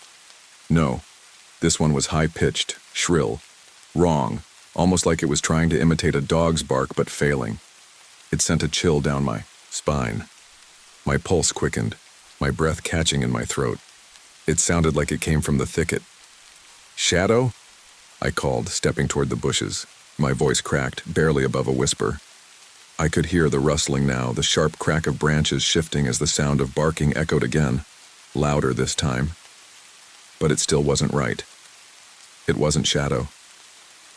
"Stay close, Ellie," Mr. Harlow muttered, his voice low but steady. "Whatever's out there isn't friendly. Let's get a look and head back." But I didn't want to head back. Not without Shadow. I felt like I had to go further, like the bushes were calling me. Without thinking, I pushed past Mr. Harlow and stepped into the thicket, my shoes scraping against the dirt and dead leaves. The thorns tore at my sleeves, but I barely felt it. I had to get closer. "Ellie!" Mr. Harlow's voice snapped me back to reality. "Don't go too far." But it was too late. I had already seen it. I could barely make it out at first, buried beneath a mess of branches and dirt. But then I saw it more clearly. The white paw. Shadow's paw. The one that had always stood out from the rest of his black fur. It was sticking out from beneath the dirt like it had been left there. Forgotten, my heart leapt into my throat. "Shadow!" I screamed, my voice raw and panicked. I dropped to my knees and started digging, clawing at the earth with my hands. I could feel the cold dirt beneath my nails, my fingers scraping against something solid. And then I felt it, a smooth porcelain-like surface. My breath hitched as I realized it wasn't Shadow. It was something else. I dug faster, panic rising in my chest, but when I uncovered the face, I froze. A child's face, pale as bone, its eyes wide open, but empty. No life in them at all. The mouth was sewn shut with black thread, the stitching crude but tight. I recoiled in horror, stumbling back, but the sound of barking grew louder. From its chest, I couldn't breathe. "Mr. Harlow," I gasped, scrambling backward. He was already there, his hands firm on my shoulders, pulling me away from the horrible sight. "Don't look, Ellie, don't look," he muttered, his voice tight. He yanked me away from the thicket, his grip strong as I struggled against him. But I could still hear it, the barking coming from the thing in the ground. We didn't speak. After that, we didn't need to. We ran back toward the safety of the street, away from the park, away from whatever had been hidden there. My legs were shaking and my heart was hammering in my chest, but I couldn't stop the images from flooding my mind. The child's face, the stitching, the thing beneath the dirt. None of it made sense. The rest of the evening passed in a haze, my mind clouded with the fear of what we had just found. Shadow was still missing, but something inside me told me I wasn't going to find him in the same way again. Whatever had been buried beneath those bushes wasn't something normal. I could feel it. As I lay in bed that night, the wind rattling the windows and the shadows shifting in the dark, I couldn't stop hearing the bark. The bark that wasn't a bark at all. The walk back from the park felt like a blur, my mind too full of what I had seen to make sense of anything else. Mr. Harlow's grip on my arm was firm, almost too firm, but it wasn't enough to steady the tremors running through me. My heart was still pounding, thudding in my chest with each step, and I couldn't shake the feeling that we were being followed. The rustling of the trees in the wind, the occasional creak of an old swing in the distance, seemed to grow louder the farther we walked. It was as if the whole park, the whole neighborhood was holding its breath, watching us as we left. When we reached Mr. Harlow's porch, I felt a little safer. The street was quiet, the usual sounds of the neighborhood muffled by the fog that seemed to wrap everything in a wet, suffocating blanket. I wanted to run home, to be with my mom, to lock the door and pretend none of it had happened. But I couldn't. Not yet. Not when Shadow was still missing, and not when I knew that thing was still out there. Mr. Harlow didn't say anything as he led me inside. He gave me a glass of water, which I barely touched, then sat down on his old recliner. I sat across from him, my hands tightly clenched in my lap. I could feel the heat of his gaze, the concern in his eyes, but he didn't know how to say what we both knew. That thing, I started, but my voice faltered. I swallowed hard. What was that? What was it beneath the dirt? Mr. Harlow didn't answer right away. Instead, he stared at the floor, his mouth drawn tight. I could see the muscles in his jaw working, as if he was fighting with something inside himself. When he finally spoke, his voice was low, as though he didn't want to say the words out loud. "I should have told you sooner," he muttered, "but I thought you'd be better off not knowing." My stomach twisted at the sound of his voice, the words heavy with something I didn't understand. "What do you mean?" I asked. "What do you know, Mr. Harlow?" He sighed, leaning back in his chair. "The Blackthorn fire wasn't just an accident, Ellie. The things you're seeing now, this weird stuff, the dogs acting strange, the noises, you're not imagining it." I shook my head, confused. "What does that have to do with the fire?" "The fire." He rubbed his eyes like he was trying to clear some horrible memory. "It wasn't just the house that burned, Ellie. The land itself was cursed. Whatever was in Blackthorn, whatever lived there, it wasn't natural. When the fire started, it wasn't just the house that was destroyed. It was the thing that had been feeding off it for years. And now, it's been coming back." My breath caught in my throat. "What do you mean? What do you mean by coming back?"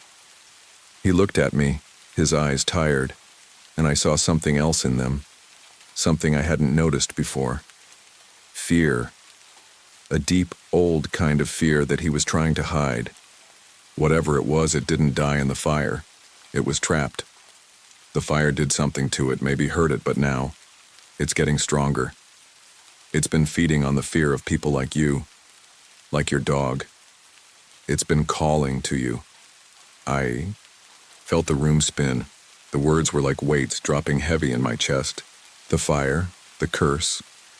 It felt like an old story I had heard my mom tell me when I was younger.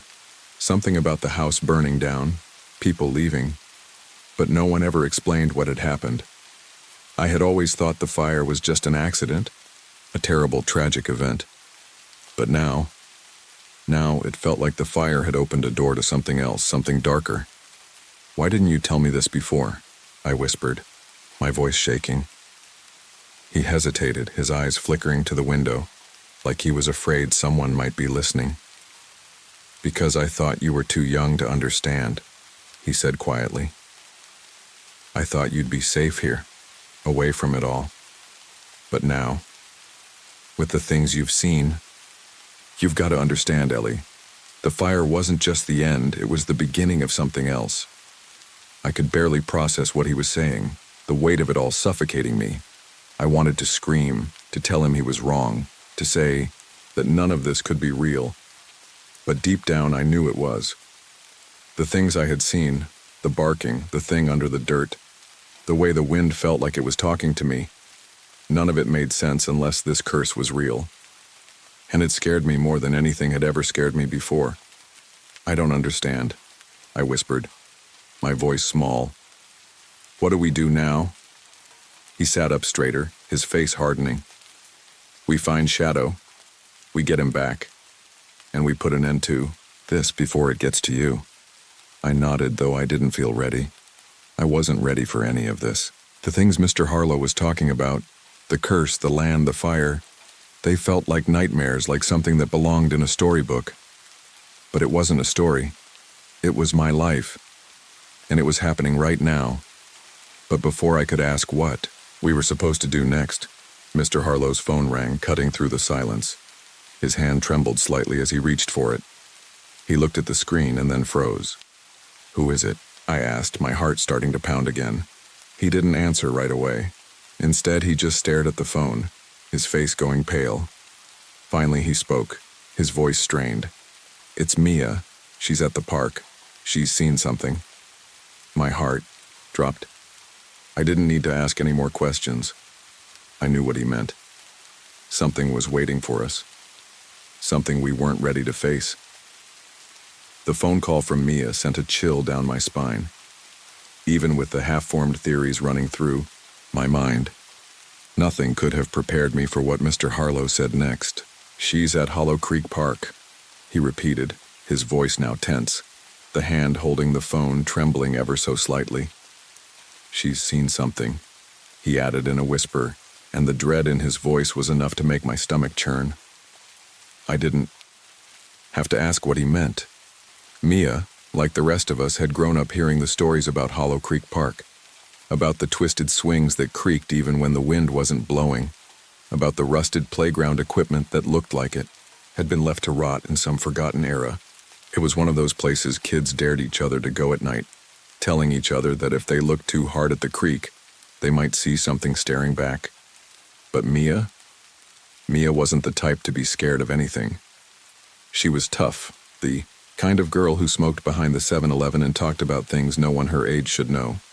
If she was scared enough to call Mr. Harlow, then whatever she had seen must have been something terrible. "Mr. Harlow, what's going on?" I said, my voice shaking as I stood up, ready to run out the door. "Stay close to me," he ordered, his tone sharp now. "And listen carefully, Ellie. Mia might know something, but you need to keep your wits about you. There's something in that park, something none of us should have ever messed with." I wanted to argue, wanted to say that I wasn't a little kid anymore, but I knew better than to question him now. Mr. Harlow's eyes had a haunted look in them, a look I had only seen on people who had seen too much. I swallowed hard, trying to keep myself steady. We left his house in a hurry, moving toward the park. The fog had thickened even more since our earlier walk, curling around streetlights and creeping up the sidewalks like it had a life of its own. The air was damp, making everything smell like wet wood and dirt. The usual quiet of Blackthorn Estates was eerie, like the whole world was holding its breath. The walk to Hollow Creek Park felt like an eternity. I kept glancing over my shoulder, half expecting to see something or someone lurking in the fog. My mind kept going back to the thing we'd found in the thicket of thorn bushes, that child's face stitched shut. I could still hear the eerie, distorted barking from its chest. The memory made my skin crawl, and I found myself gripping Mr. Harlow's arm a little too tightly. When we reached the park's entrance, I could see Mia standing near the old playground, her figure barely visible in the fog. She was leaning against one of the rusted swings, her arms crossed, her head down. She didn't seem to notice us at first. I wanted to run toward her, to make sure she was okay, but Mr. Harlow held me back with a firm hand on my shoulder. "Let's not rush in," he said quietly, his voice low. "We need to be careful." I nodded, trying to breathe through the lump in my throat. I had never seen Mia look this small, this vulnerable. Her usual bravado, the tough, street-smart exterior she wore like armor, was gone. She looked like a lost child. "Mia!" Mr. Harlow called out. She didn't react at first. We were still a little too far away. The fog made everything feel muted, the sound of our voices swallowed by the thick air. "Mia!" he called again, louder this time, and finally she looked up. Her eyes were wide, bloodshot, like she hadn't slept in days. Her lips were trembling and she opened her mouth to say something, but no sound came out. It was only then that I noticed the blood on her hands. Not a lot, just a smear, as though she had been holding something tight. Or someone. Mia, I said, my voice shaking now. What happened? Are you okay? She didn't respond right away. Instead, her gaze flickered nervously to the shadows behind us. Then she took a deep breath and shook her head, her voice barely above a whisper. Ellie, she said, I saw it. The thing in the dirt. The thing you and Mr. Harlow found. But it's not just in the ground. It's alive. Her words didn't sink in right away. What do you mean it's alive? What do you mean alive? I repeated, my mind struggling to process what she was saying. She glanced down at her hands, then wiped them shakily on her jeans. It's not just a thing, she said, her voice tight with fear. It's something that was made, something that should never have been, and it's been waiting. I've seen it before, Ellie. I just didn't know what it was. I took a step closer, trying to make sense of what she was saying. What are you talking about? What's in the park? Mia looked up at me, her eyes wide, desperate. The thing under the dirt. It's not just one. There's more. There's more buried here. And they're waking up. They want out. Mr. Harlow stepped forward, placing a hand on Mia's shoulder. His voice was low, steady. It's not just the park. It's the whole land, Ellie. Whatever it is, it was tied to the fire. It's been festering here, waiting.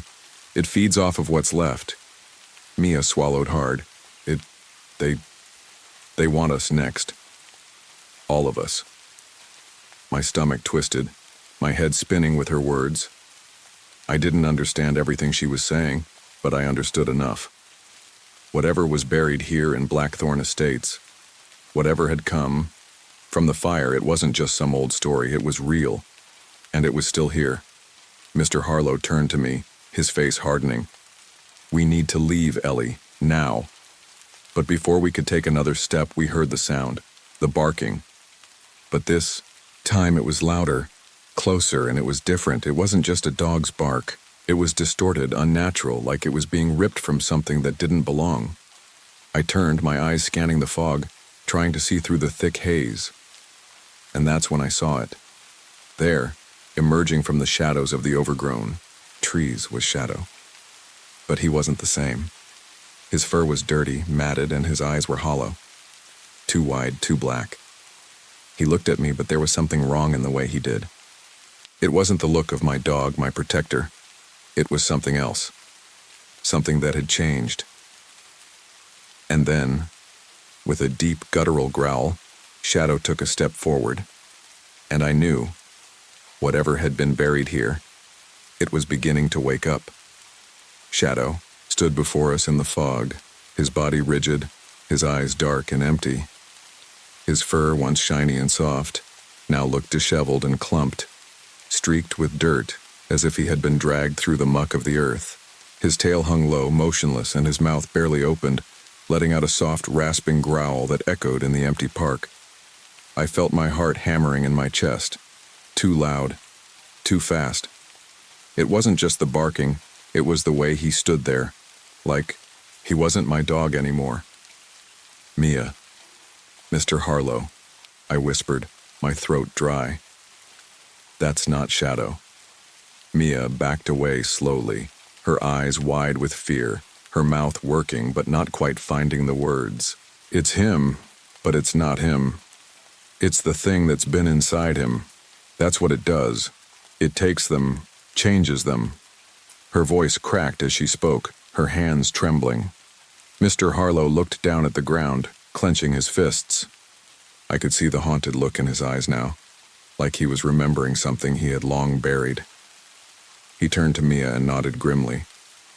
We've been through this before, Mia. Not with animals, but with people. They don't just take, they corrupt. And what's inside them becomes something worse. The air around us grew colder and the wind picked up again, swirling around us in a maddening dance. The shadows stretched unnaturally long, bending and twisting as though they were reaching for something. I didn't understand any of it. What had Shadow become? What had he seen? Had he been part of whatever evil thing had started with the blackthorn fire? And why? Why did it feel like the fog was alive, as if it was part of this terrible thing? Shadow took another step forward, his movements jerky, unnatural. He bared his teeth at us, but instead of a growl, a strange noise came from his throat. Something between a bark and a hiss. I could feel the hair on the back of my neck standing up as the hairs on his scruffy coat seemed to move on their own, shifting like they were part of something larger, something terrible. His body wasn't just a dog anymore, it was a shell, a vessel for something far worse. "I can't let him get closer," Mia said, her voice small and terrified. She stepped forward cautiously, but then Mr. Harlow stopped her with a hand on her shoulder. "No," he said firmly, looking at me. "This thing, it's not Shadow anymore, it's something else, and it can't be allowed to stay here, it's too dangerous." I shook my head, my heart racing. I didn't want to believe it. Shadow was my protector, my friend. But when I looked into his eyes now, I saw only emptiness. There was no recognition, no warmth, just darkness. "What do we do?" I asked, my voice trembling. "How do we stop this?" Mr. Harlow glanced around, his eyes moving to the playground and then to the overgrown thicket of trees. He took a deep breath, like he was preparing to face something he had long avoided. "The land has been feeding it. The fire, the things it didn't burn, whatever is in this place. It's rooted in the earth. The only way to stop it is to destroy what's holding it here." "Destroy?" Mia repeated, her eyes wide with disbelief. "How?" "We burn it," Mr. Harlow said, his voice flat and certain. "Burn the roots. Burn the heart of this place. Only then can it be cleansed." I didn't fully understand what he meant, but in that moment I knew one thing. We had to act quickly. Whatever Shadow had become wasn't going to wait around. And I had to do something. For him. For us. I turned to Mia, my voice steady despite the fear gnawing at my insides. "We need to burn it. Whatever's left of it." She hesitated for a long moment, her gaze fixed on Shadow, and then she nodded. "I don't know how. But if you're right, we need to do it now, before it spreads." Mr. Harlow didn't waste another second. He turned and started walking toward the edge of the park, toward the creek. I followed him, Mia just behind me. My mind was a blur of fear and confusion, but there was something else now, something pushing me forward. This was it. This was the moment we ended it. We found a pile of dry, dead branches near the creek, the remnants of old trees that had long since withered. Mr. Harlow moved quickly, gathering them into a large pile, his hands working efficiently. His actions were mechanical, practiced. He knew what needed to be done. "Ellie," Mr. Harlow said, his eyes locking onto mine, "you have to do this. You're the one who brought it out." I stared at him, my heart pounding. "What do you mean?" "Light it," he said. "We have to burn it out of here, out of him." I swallowed hard, looking over at Shadow. His form was barely visible in the fog, standing still but watching us. I could hear the low growl and I could feel the weight of his eyes on me. It was him, and it wasn't him. My dog, but not. I took the match from Mr. Harlow's hand. For a moment I just stood there staring at the dry pile of branches in front of me.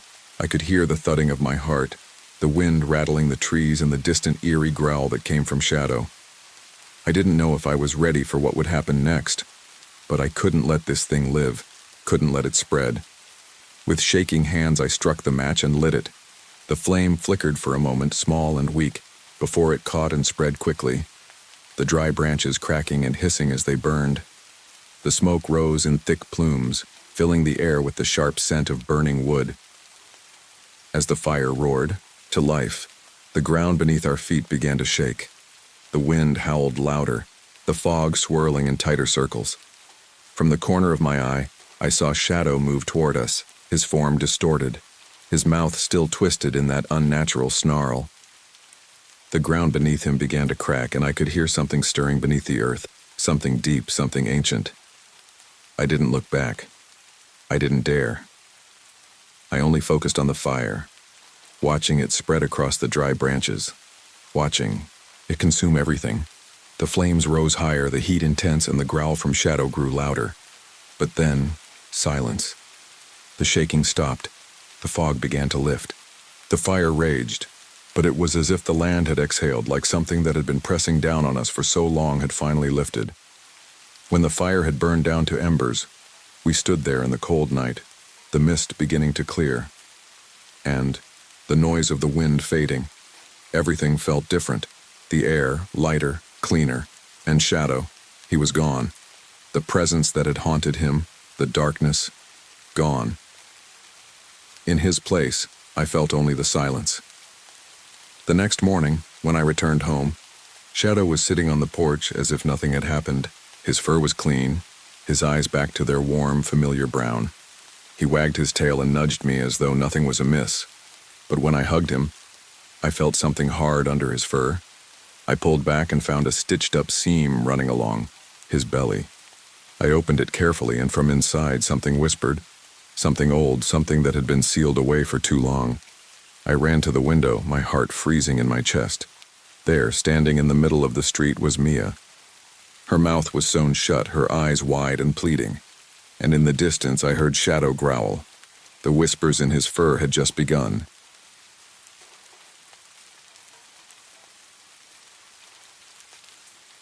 I hadn't been back to Blackthorn Farm in 5 years, and I didn't plan on going back. The place wasn't just home to my family. It was a twisted reminder of everything that went wrong with my life, especially the last family reunion. The one where Eli vanished. Eli and I were close growing up. We spent summer days exploring the woods and nights sneaking into the barn, daring each other to go further than we'd ever gone before. I never told anyone this, but I always had this feeling that the place wasn't right. The old farmhouse creaked and groaned like it was alive, and the cellar always felt like it was hiding something. Eli felt it too, but it didn't matter then because we were just kids. Then came that last reunion, the one where Eli disappeared, and everything changed. That was 5 years ago. Since then, I'd put as much distance as I could between myself and Gallows Hill. I went to college, dropped out, moved around, tried to forget. But you can't outrun your family. And when the letter arrived from Grandma's lawyer, I had no choice but to go back. The will was clear. All living Whitakers must gather for the blood moon or forfeit their share. The blood moon. Every time I heard that, it made my skin crawl. It's not a real thing, just something the family called the full moon that happened every 20 years. But it was also a time when the family reunited, and there were rumors. Things I didn't want to believe. Still, the words of my grandmother's will echoed in my head. I couldn't lose what I had left of my family's inheritance. So, despite every instinct telling me not to, I packed my bags and drove back to Gallows Hill. The drive up to the farm was a blur. The road stretched on, twisting and turning through forests of oak and pine. The trees seemed to close in around me, as if they were trying to swallow the car whole. Gallows Hill was a dying town, and Blackthorn Farm was at the edge of it, tucked, away deep in the woods where even the sun had a hard time cutting through the canopy. I turned onto the gravel road that led up to the farm, and immediately memories rushed back. The dilapidated farmhouse came into view, its outline barely visible through the mist that hung around the place like a shroud. The barn loomed in the distance, where I last saw Eli, his face twisted in a mixture of fear and anger, his eyes darting toward the cellar like it was calling to him. The house looked the same. The faded wood of the porch, the warped shutters, even the rusting swing set in the yard. It hadn't changed, but I had. The farm had never felt like home, and now it felt like a trap. I parked my car and got out, the air thick with the scent of earth and something metallic like blood. I stared at the house for a long moment before walking up the steps. The front door creaked open as I pushed it, and there they were. Uncle Harlan was the first to greet me. He was a big man, broad shoulders and a grizzled face, wearing a flannel shirt and jeans. His eyes were empty, like he was a shell of the man I used to know. He didn't smile, didn't even say anything. He just nodded and stepped aside, letting me in. Aunt Ruth was next, humming a hymn under her breath as she made her way to the kitchen. She was wearing a faded dress, her long gray hair tied up in a tight bun. I couldn't remember a time when she hadn't been humming. It was always the same tune, too, something eerie and unsettling. Like a lullaby, but with a twisted edge. Then there was Lacey, my cousin, sitting at the dining table, her eyes fixed on me as I walked in. She was younger than me by a couple of years, but she looked older now. Her skin was pale, almost sickly, and there was something about the way she looked at me, like she knew something I didn't. A small, slow smile spread across her lips as I made eye contact, and I shivered. "Welcome back, Sawyer," she said softly, her voice like silk. "It's been a long time." I nodded, but I didn't say anything. I couldn't.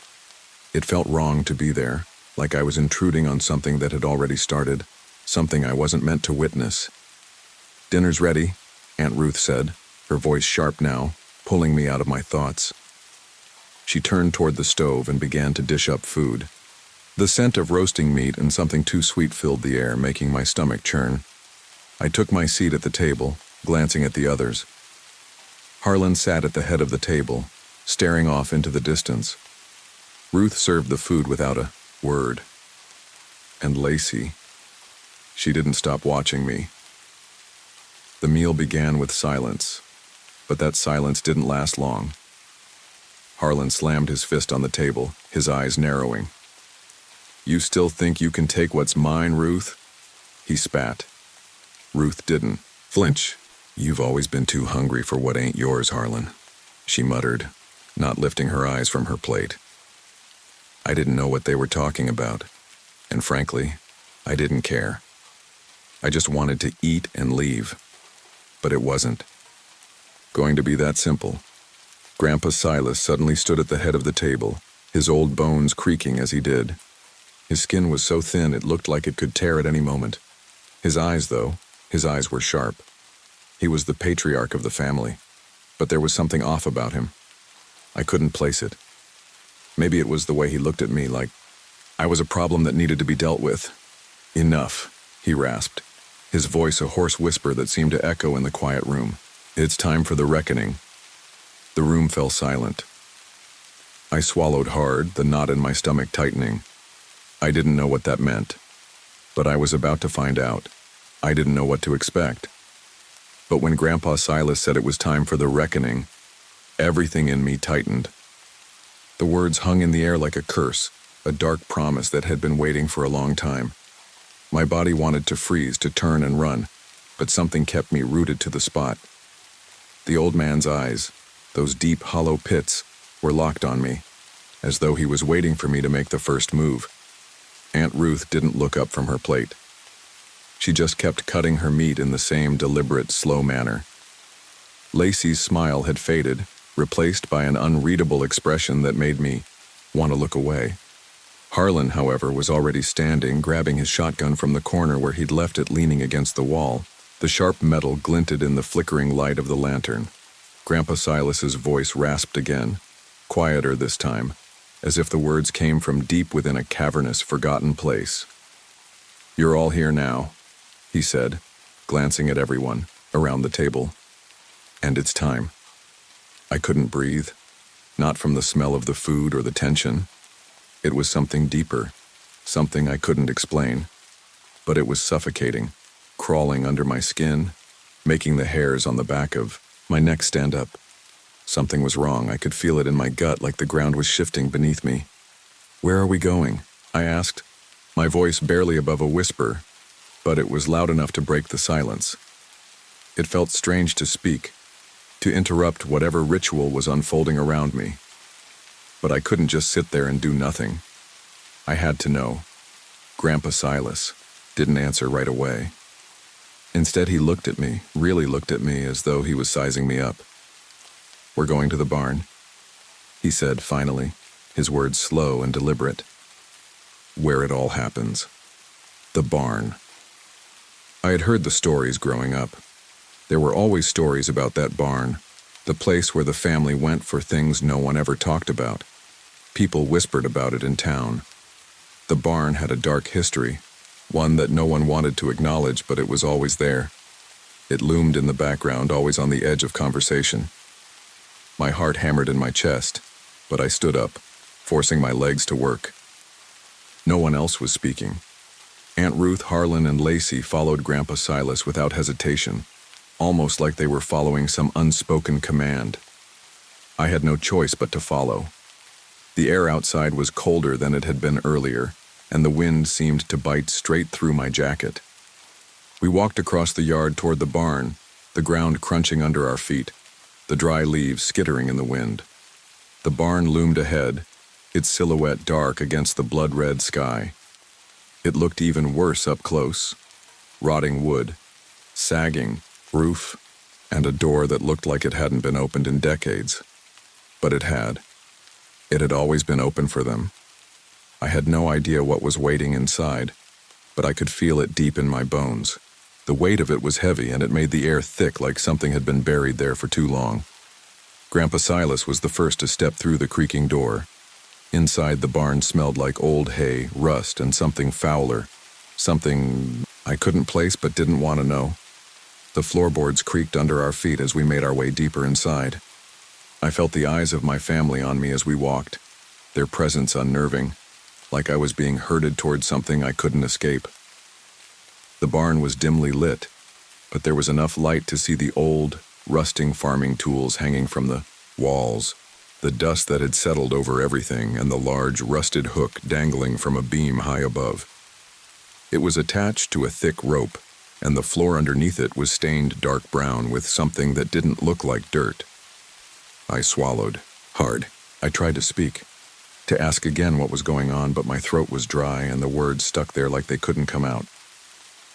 Grandpa Silas walked to the center of the barn, standing beneath the hook, and motioned for the rest of us to gather around him.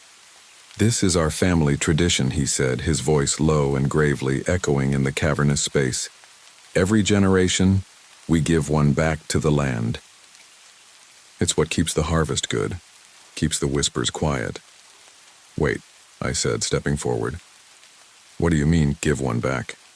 What is this?" Harlan stepped forward, his face devoid of emotion.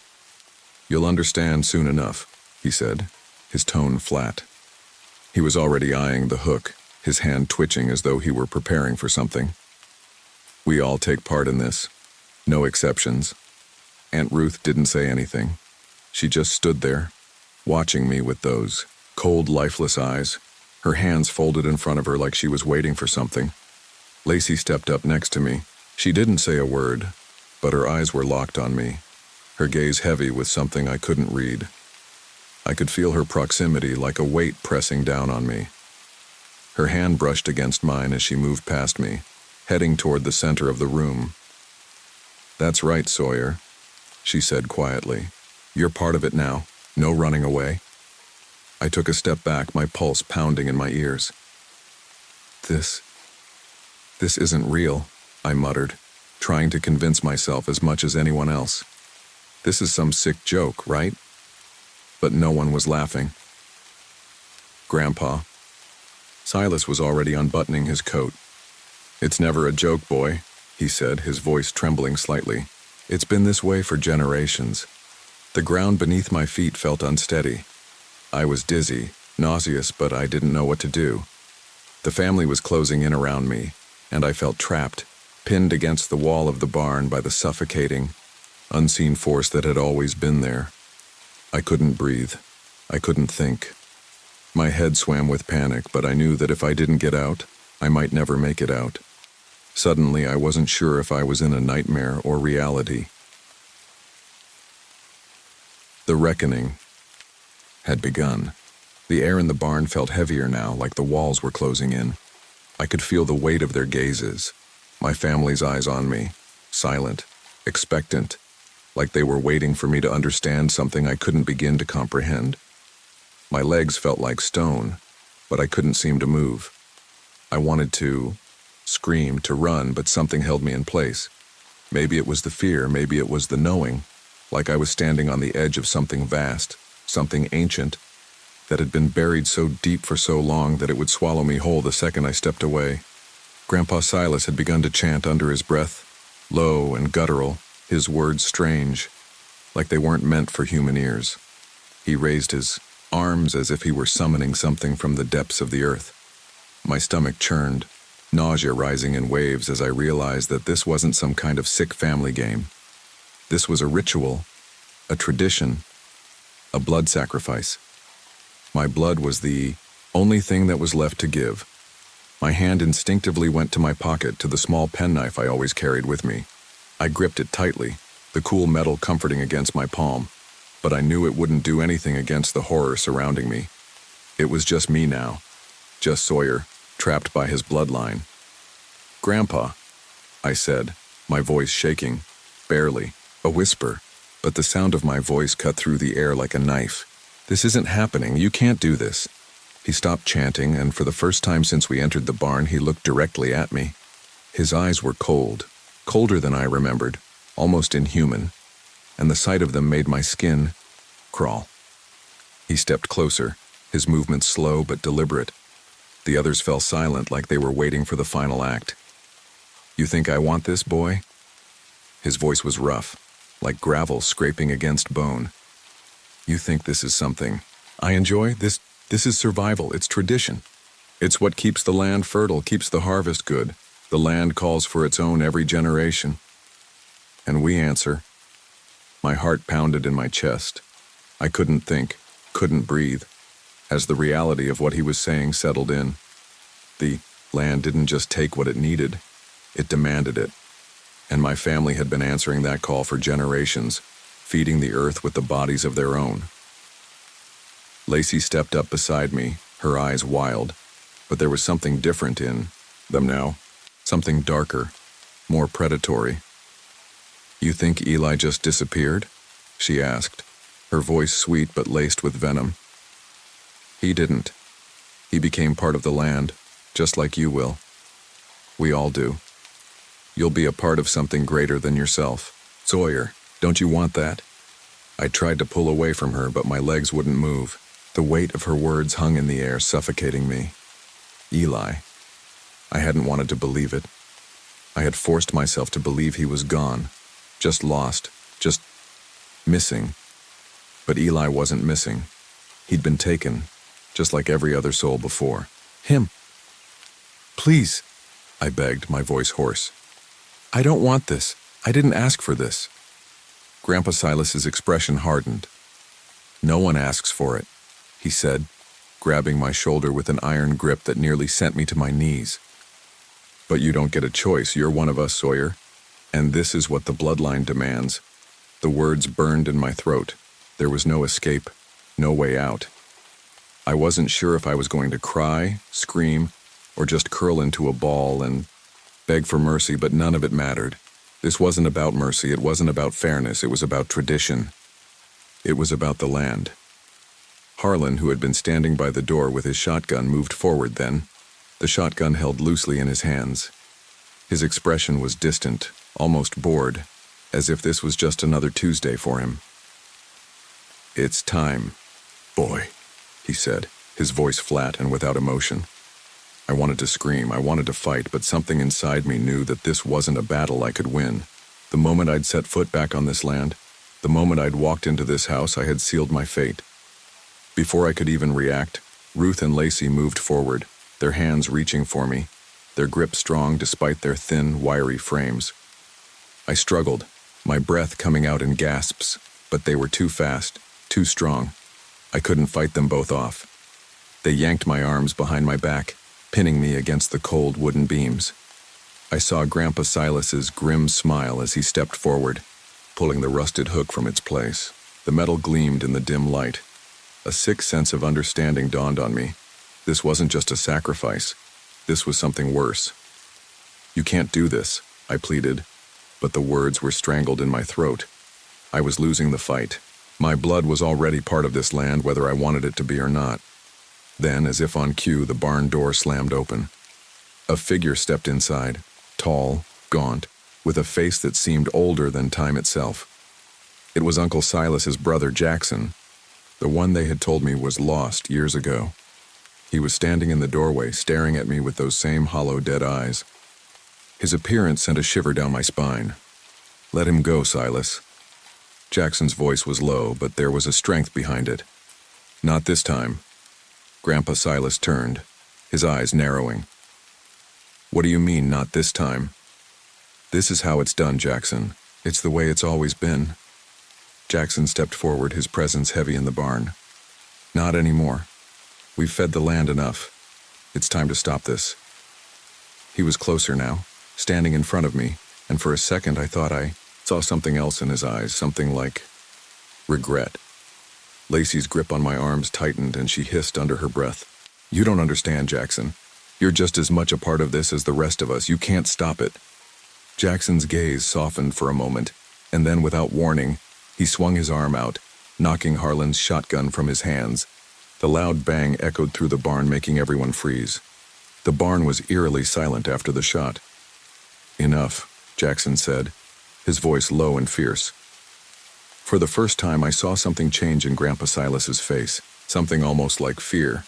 It wasn't enough to stop him, but it was enough to shake his resolve. Jackson had stepped into the room with a weight that no one had expected, but it wasn't enough. The reckoning wasn't over. Not yet. The barn was a cacophony of noise and movement. Harlan, still dazed from the shotgun's jolt, scrambled for his weapon, but Jackson was already on him. The fight wasn't over. It couldn't be, not while my blood still ran warm in my veins. I wasn't ready to accept this. No, not now. I wasn't ready to die. But it wasn't just death I was staring at anymore. It was something far worse. The fear in the air was thick, almost suffocating, and it seemed to cling to my skin. I could feel the burn of the barn's walls pressing down on me, the hay underfoot crunching with each step. My hands were still bound by Lacey's unyielding grip, her cold fingers like shackles digging into my flesh. But all I could focus on was Jackson.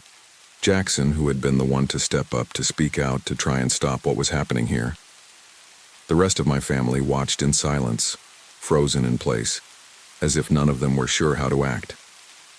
They had all been complicit, hadn't they?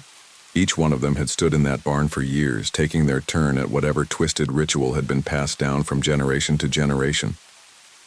But now, things were shifting. Jackson had started something that couldn't be undone with just a few words. He had broken something wide open and there was no going back. I watched as Grandpa Silas, his weathered face still set in grim determination, moved toward Jackson. The old man was relentless. He wouldn't stop. Not now. He took a step forward, his voice a guttural rasp that I felt in my bones. Enough, he growled. You've always been the weak one, Jackson.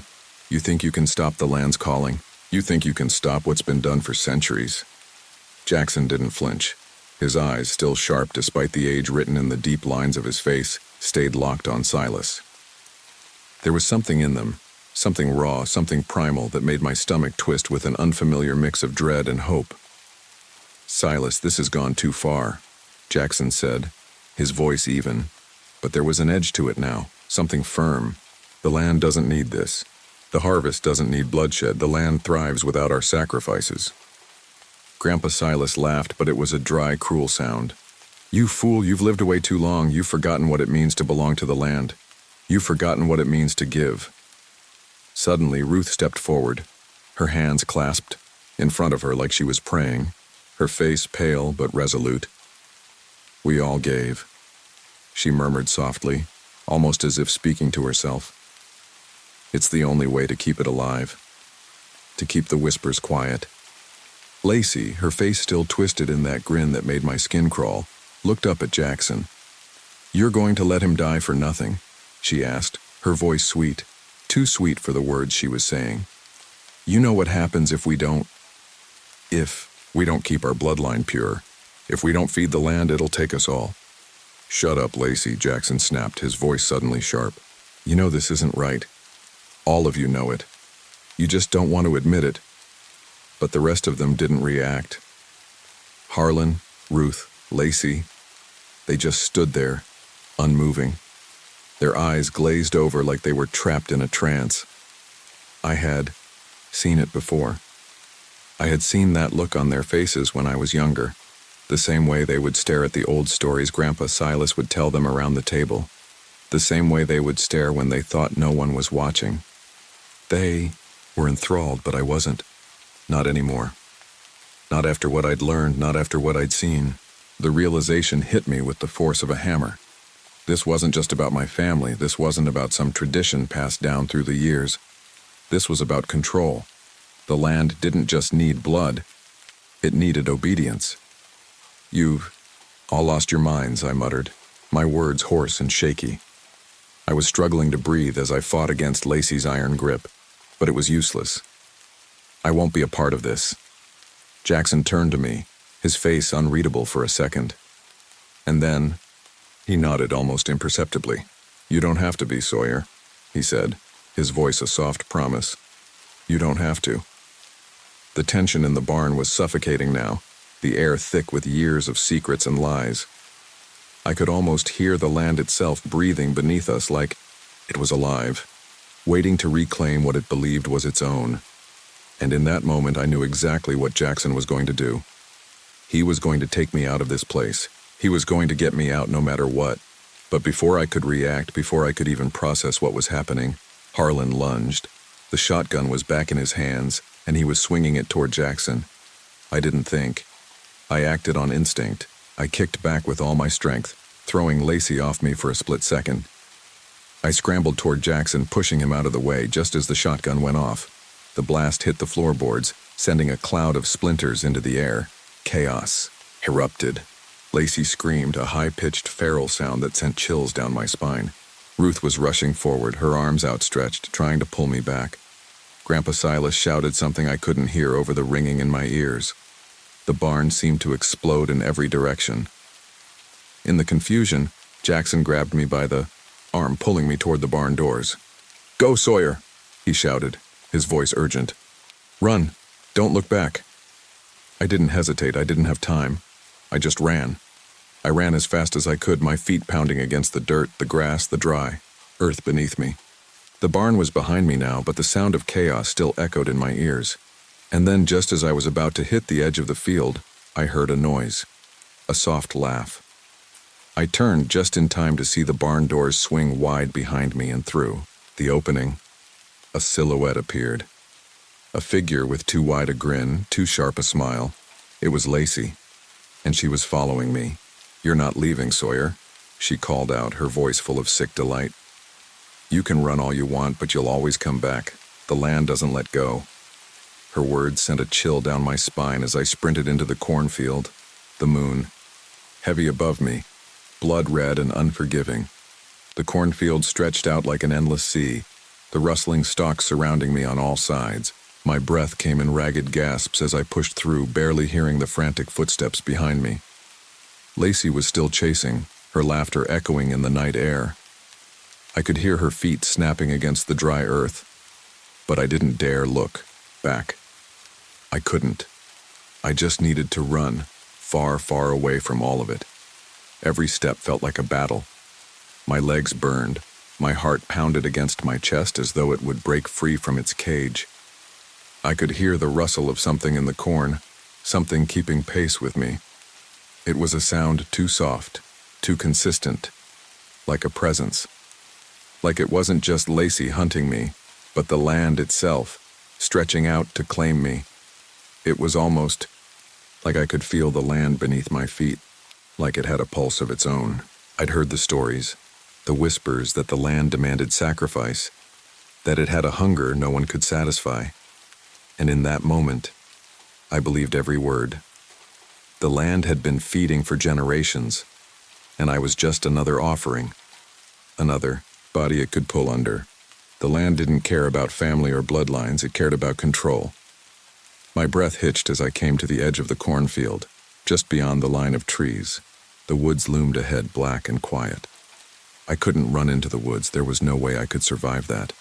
But there was no time to think. There was only time to react. I had to keep going. I could hear Lacey's voice now, her words taunting, almost amused, carried on the wind. "You can't outrun it, Sawyer. You can't outrun us." The sweat stung my eyes, my legs growing weaker by the second. I was losing ground.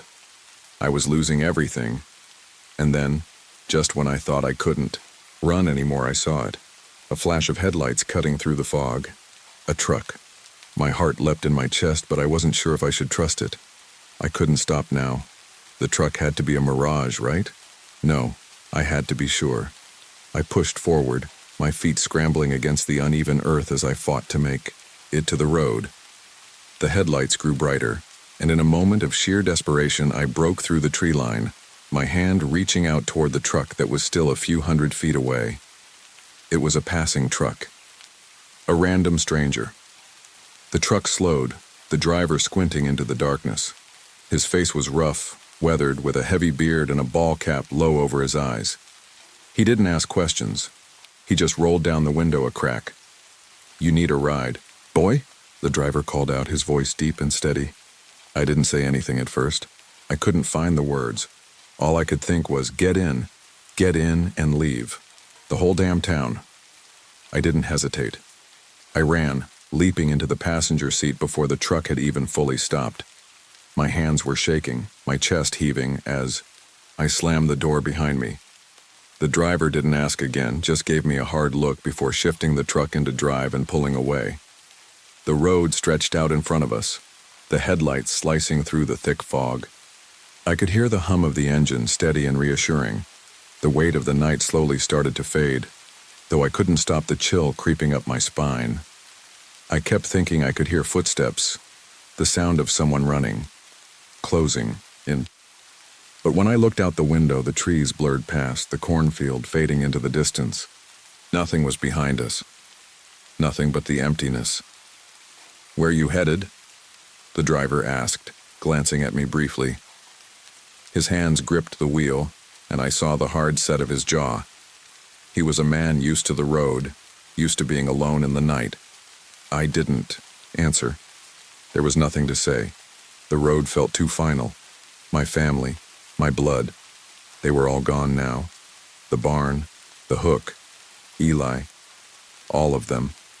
I could feel the tears welling in my eyes, but I refused to let them fall. I didn't have the luxury of crying. Not yet. The truck moved steadily through the night, the trees and fields slipping away into the darkness. The air in the cab was cold, too cold for this time of year, and the window was cracked just enough for the cold to snake in. As we passed a turn, I glanced out at the rearview mirror. My breath caught in my throat. For a second, just a second, I thought I saw the figure of a woman standing in the mist, a tall, slender silhouette with a wide grin and eyes that gleamed too bright. My heart stopped. I froze. The driver must have seen my reaction because he followed my gaze. "You okay?" he asked, his voice softer now, like he was unsure if he should say anything. I nodded quickly, not trusting my voice. "Yeah, just drive." The truck lurched as he sped up, the tires grinding against the gravel. But as the miles stretched out, I felt my tension finally start to release. I wasn't out of the woods yet, literally and figuratively. But the night felt quieter now. My mind still raced. My body still trembled. But there was something different about the air. The cold began to recede. The threat was behind me, wasn't it? And yet, even as the miles passed, something inside me told me I'd never truly escape it. The blood, the land, it would always be there, lingering like a dark cloud, waiting to pull me back. I had run, but the truth was, I couldn't outrun my family's curse. I pulled my phone from my pocket. The screen flickered, coming to life, and my stomach dropped as I saw the text. An unknown number. The message was simple, the words striking me like a slap. "You can't run from your blood, boy." And there, in the attached photo, was the barn, the hook. The rusted metal glinted under the blood-red moon, and hanging from it, the newest edition. I wasn't free, not yet, but I would be someday.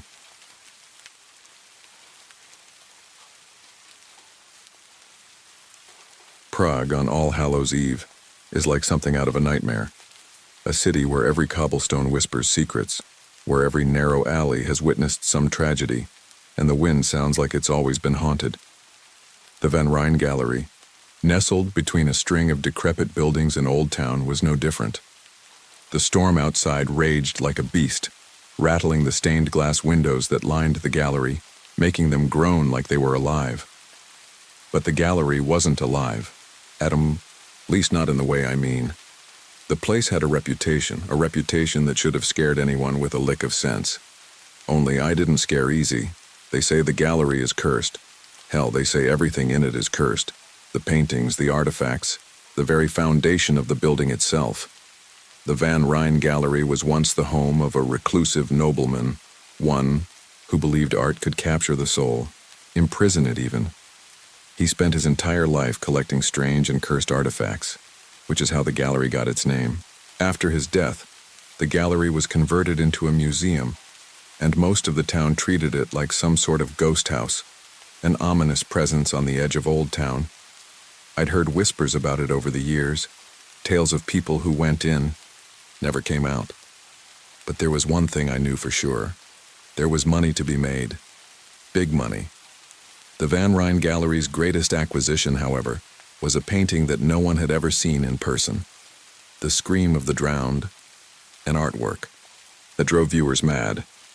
It was said to have been painted by the nobleman himself using the blood of his victims. According to the stories, anyone who gazed too long at the painting would see themselves drowning, swallowed by a flood of their own worst fears. I didn't believe in curses. I didn't believe in ghosts or spirits, or anything beyond the realm of solid gold and cash in my pocket. But what I did believe in was paydays, and this one was big. The painting had been locked away, hidden deep inside the gallery under the strictest of security. And now, here I was, the legendary thief Dante Vex, slipping in as a janitor under the cover of night, ready to make my mark. The plan was simple. I'd bypass the gallery's state-of-the-art security with ease, cutting through the system, planting a few seeds of doubt in the minds of the guards. I'd have it, the Scream of the Drowned, in my hands before anyone realized it was gone. Stepped past the grand entrance, the heavy wooden door creaking as I slid inside. The musty air hit me first, followed by the faint scent of wax and something else, something metallic like rust. The gallery was eerily quiet, more so than I'd anticipated. My footsteps echoed too loudly against the marble floors, too sharp, too conspicuous. But there were no security guards in sight, no sudden movements, just the thick shadows stretching over paintings on the walls. I should have known something was wrong the moment I noticed the cameras. They were dead. The red lights that should have blinked in warning were still as lifeless as the gallery itself. I paused, my pulse quickening. This wasn't part of the plan. The security should have been flawless. I pulled the janitor's cap tighter over my head and walked deeper into the gallery, past the darkened portraits that seemed to watch me with eyes that didn't blink. The nobleman's collection wasn't just made up of cursed paintings. There were sculptures, trinkets, oddities that looked as if they had been carved by dark hands. As I walked past them, I couldn't shake the feeling that they were all waiting for something, waiting for me to make the wrong move. I pushed the thought aside and focused on the prize. The Scream of the Drowned wasn't on the main floor. It was hidden in a back room, behind a steel door with a single keyhole. My key worked, smoothly as it always did. I slipped the key in, turning it quietly. That's when I saw her. Lyra Sokolov. Her figure moved through the shadows like smoke, her porcelain mask gleaming in the dim light. She was a ghost in the underworld, a rival thief whose reputation was darker than any criminal I'd ever met. She wore that mask to keep her face a secret, and there were no stories about anyone who had seen it and lived to tell the tale. She was here for the same thing I was. I froze, my hand still on the doorknob, and watched as she moved silently through the gallery. We'd always known there was a possibility that the other would show up, but I didn't expect to run into her this soon. Not when the job was so simple. Not when I was so close. I clenched my jaw, readying myself for the confrontation. This wasn't going to be easy. Before I could make a move, I heard a noise. A shuffling sound from the far end of the hallway, slow, deliberate. Then came the sound of something heavier, a door creaking open. The caretaker, the gallery's last remaining guard, The man was ancient, never spoke a word, and yet he always showed up when someone was near the painting. There was something wrong with him, something I couldn't quite put my finger on. He walked with a strange, jerky gait, like something was moving under his skin. I didn't like him, not one bit. But it didn't matter right now. It was time to act. I glanced at Lyra, and she glanced back. For a split second, her mask glimmered, and in that instant, I knew. We were both after the same thing, and there could be no room for hesitation. We moved simultaneously. The caretaker's footsteps grew louder, but before he could reach us, Lyra had already made her move. She was like a blur, slipping past the bow shadows, silent and deadly. I followed her lead, my fingers itching for the prize ahead. But the moment I stepped into the back room where the painting was stored, the air shifted, the temperature dropping as if the gallery itself had decided to come alive. This wasn't going to be easy at all. As I stepped into the back room, the air grew colder. The tension in the gallery was palpable, suffocating. The low hum of old lighting and the sound of distant footsteps sent a chill down my spine. For a moment, everything felt too still, like the building was holding its breath. I couldn't help but glance over my shoulder, expecting the caretaker to appear, his unnerving presence making my pulse quicken. Lyra was already a few steps ahead of me, gliding effortlessly through the shadows. I had to give her credit. She was good. Better than most thieves I'd crossed paths with. There was no hesitation in her movements, no wasted energy. She knew what she wanted, and she was going to take it. The scream of the drowned hung on the wall before us, framed in an ornate golden border that gleamed under the weak light from the overhead bulbs. The painting was magnificent in a grotesque sort of way. Its surface shimmered with a strange, unnatural glow. The scene depicted a stormy sea, dark and tumultuous, the waves twisted into shapes that almost seemed to move. And in the center of it all, the drowning figure, a human, pale and thin, eyes wide in terror as if reaching out to the viewer. There was something alive about the painting, something wrong. I had to stop myself from staring too long. They said that looking at it for more than a few seconds could drive a person mad, that the eyes of the figure would draw you in, consume you. But I wasn't like those people. I had my own plans. Lyra was already pulling at the frame, carefully, skillfully. Her gloved fingers were steady, but her body was tense. She knew I was here, and she knew what I was capable of. There was a silent understanding between us. Whoever got to the painting first would walk away with it. I took a step toward her, calculating my move. I knew it was a race, but I couldn't let myself make any mistakes. Lyra was quick. If I slipped up, she'd be gone with the prize before I had a chance to react. The faint sound of a door creaking open down the hall startled me. The caretaker. His footsteps were slow and deliberate, dragging as if something was weighing him down. A soft rasp, like breathing through a wet cloth, floated toward me from the darkened hall. I turned back to Lyra. "We don't have much time," I said quietly, my voice low and strained. "Get the painting now." She shot me a sharp glance but didn't reply. Her movements were quicker now, her fingers moving more urgently, the frame beginning to creak as she applied pressure. I could feel the weight of the gallery pressing in around us. Too many eyes on us, too many unseen forces. Then, just as the frame began to loosen, I heard it. The faintest sound, a low moan, almost like a whisper, coming from the other side of the room. My breath caught in my throat. The caretaker was getting closer, but he wasn't the only problem. Suddenly the walls shifted, a creak, then a loud groan. It was as if the very bones of the building were moving, adjusting themselves, contorting to something else. The doors around us rattled. The air thickened. Lyra cursed under her breath, pulling at the frame harder. I could see her frustration mounting. The painting was almost free, but we both knew there was something off about this place. Something that wasn't right. The moan came again, louder this time. It was a wet, strangled sound like a voice choking on itself. Get it and go, I thought, my instincts kicking in. The caretaker was nearly here, and once he arrived there, would be no time for mistakes. But when I turned to look at him, he was standing at the end of the hallway. The caretaker's head tilted to the side, too far, as if his neck was too stiff, too broken. His pale eyes glimmered in the dim light, empty and soulless, and for the first time, I realized he wasn't human anymore. The way he moved, shambling, slow, like he wasn't entirely in control of his body, was unnatural. His skin looked stretched thin, like it was barely holding his body together, and then it happened. With a sudden, deafening crack, the door behind us slammed open, and the entire room shifted.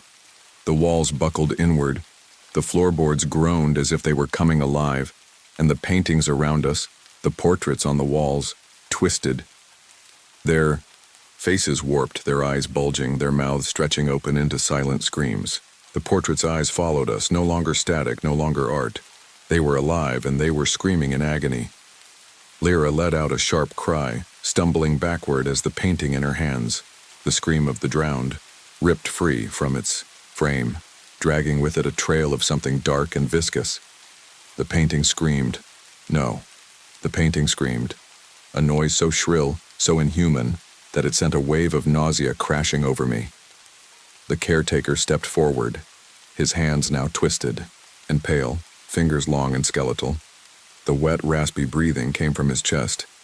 His flesh trembled, and then the unimaginable happened. Pale, skeletal hands pushed through his skin, splitting it like a rotten apple. The hands were not his, they were dead, and they reached for us, their claws scraping across the air. I didn't think. I reacted. In one swift motion, I grabbed Lyra's arm, yanking her away from the now screaming painting. "Let's go," I hissed, my heart pounding in my chest. "Move!" We both bolted toward the window, the room shifting around us. Hallways twisted, doors vanished, and the walls seemed to expand like they were alive, closing in on us. The sound of the caretaker's growing wails echoed through the gallery as we ran, the cries of the dead reverberating with every step. Lyra was ahead of me now, but I wasn't about to let her get away with the painting, not without a fight. With one final sprint, I shoved her toward the window and tackled her to the ground. The glass shattered, the storm outside rushing in like an angry tide. We crashed through the window together, tumbling into the street as the sound of the gallery's screams faded behind us. I lay there for a moment, gasping for breath, my heart still racing from the adrenaline. Lyra was beside me, her porcelain, mask cracked, but she didn't move. She had the painting. I could feel it, I knew it was hers now. And that, I realized, would be the last thing I'd ever take from her. The sound of glass shattering echoed in my ears long after we crashed, through the window. The world outside was a storm of wind and rain, the kind that felt almost unnatural, like it was waiting for something to break. The pavement below was slick, wet with the kind of storm that felt like it was going to drown the city. The storm's fury matched the chaos we'd left behind inside the Van Ryn gallery. The gallery's screams still rattled through my mind, a haunting noise that would stay with me for the rest of my life if I managed to get out alive. Lyra lay next to me on the wet pavement, still frozen, her mask cracked but still clinging to her face. Her body was stiff, motionless, as if she didn't understand what had just happened, what she had just taken. I turned, staring down at the painting she had secured under her arm, its grotesque surface now shimmering in the stormlight. The scream of the drowned had changed. Its twisted figure seemed to move even here, as if it were still alive. But that wasn't the worst part. I knew that was coming. The gallery wasn't just haunted. It had claimed us. Both of us. That curse we'd danced with in the gallery was now outside the walls, where the storm had stolen our breaths, our sense of reality. The night felt thinner here, as if something had already started to bleed through, as if we weren't supposed to be outside the gallery's protective boundaries. Lyra stirred next to me, blinking slowly, her mask still in place. There was something eerie about her unblinking stare. She wasn't crying, wasn't frantic. Her calm was worse than if she'd been screaming. Her voice, when it came, was soft, distant. "You shouldn't have stopped me." I frowned, my pulse quickening. "You didn't stop me," I said, barely able to keep my voice steady. "You grabbed the damn thing first, you took it." Her laugh was low, detached, like she was talking about someone else. "You think I'd let you take it, Dante? You think I'd let you walk out with the prize while you pretended you were just there for the payday?" I froze. Her words hit me harder than the storm. I hadn't thought of it that way. Not really. It was always about the payday for me. Always about the high of pulling off the heist, getting out without anyone catching on. But now, with the storm howling around us and the gallery's cursed painting in her hands, I started to realize something I hadn't seen coming. Lyra wasn't just after money. She wanted something else, something darker. The painting moved again, its figure shifting beneath the canvas, the distorted face of the drowned man seeming to writhe in its frame. I couldn't shake the feeling that it wasn't just a painting anymore. It was a trap, and we were caught in it. I forced myself to sit up, my hand slipping against the wet street. "What's happening?" I asked, my voice catching in my throat. "You feel it too, don't you?" Lyra whispered, her eyes never leaving the painting. "We're marked now. That's why the storm feels like this. Why we can't escape. The gallery claimed us." I swallowed hard. She was right. The air was thick, suffocating. The sound of the storm felt like it was closing in on us, pressing in from all sides. But what really terrified me was that, despite the madness, despite the chaos, Lyra didn't seem afraid. She was calm, like she was exactly where she was supposed to be. The wind howled around us again, rattling the buildings, kicking up debris. But then it stopped. A sudden, deafening silence swallowed everything. I could barely hear my own heartbeat. The storm hadn't stopped, it was just waiting. Lyra stood up first, her movement smooth and precise, like she had planned this moment for years. She adjusted her mask, still staring at the painting in her hands as if it were a precious artifact. "We can't leave. Not yet." "Not yet?" I choked out, my hand reaching for the edge of the building to steady myself. My legs felt like they were made of lead. "What the hell are you talking about? We need to get out of here." She turned to me slowly, as if she was studying me. Her gaze was sharp, colder than the wind. "There's a price for everything, Dante. You think you can walk away with that painting without it taking something from you? You think you've beaten the curse? You're wrong." I took a step back, the gravity of her words sinking in like a stone lodged in my stomach. "You've gone insane, Lyra. We both need to get away. This isn't just about the painting anymore. You saw what happened back there. The dead, the caretaker, the faces in the paintings. They're coming for us." She didn't flinch, didn't even blink. She raised the painting higher as if it had control over her. "It's too late. The moment we took it, the deal was made. There's no walking away from this." Before I could react, a sound, soft, low, and wet, came from behind us. At first, I thought it was the storm picking up again, but then I heard it clearly, a whisper, a voice not quite human slithering through the rain. "You cannot escape the master's work." I spun around, my heart hammering in my chest. The voice came from the shadows, just at the corner of the alley. The silhouette of a figure stood there, barely visible in the storm's haze.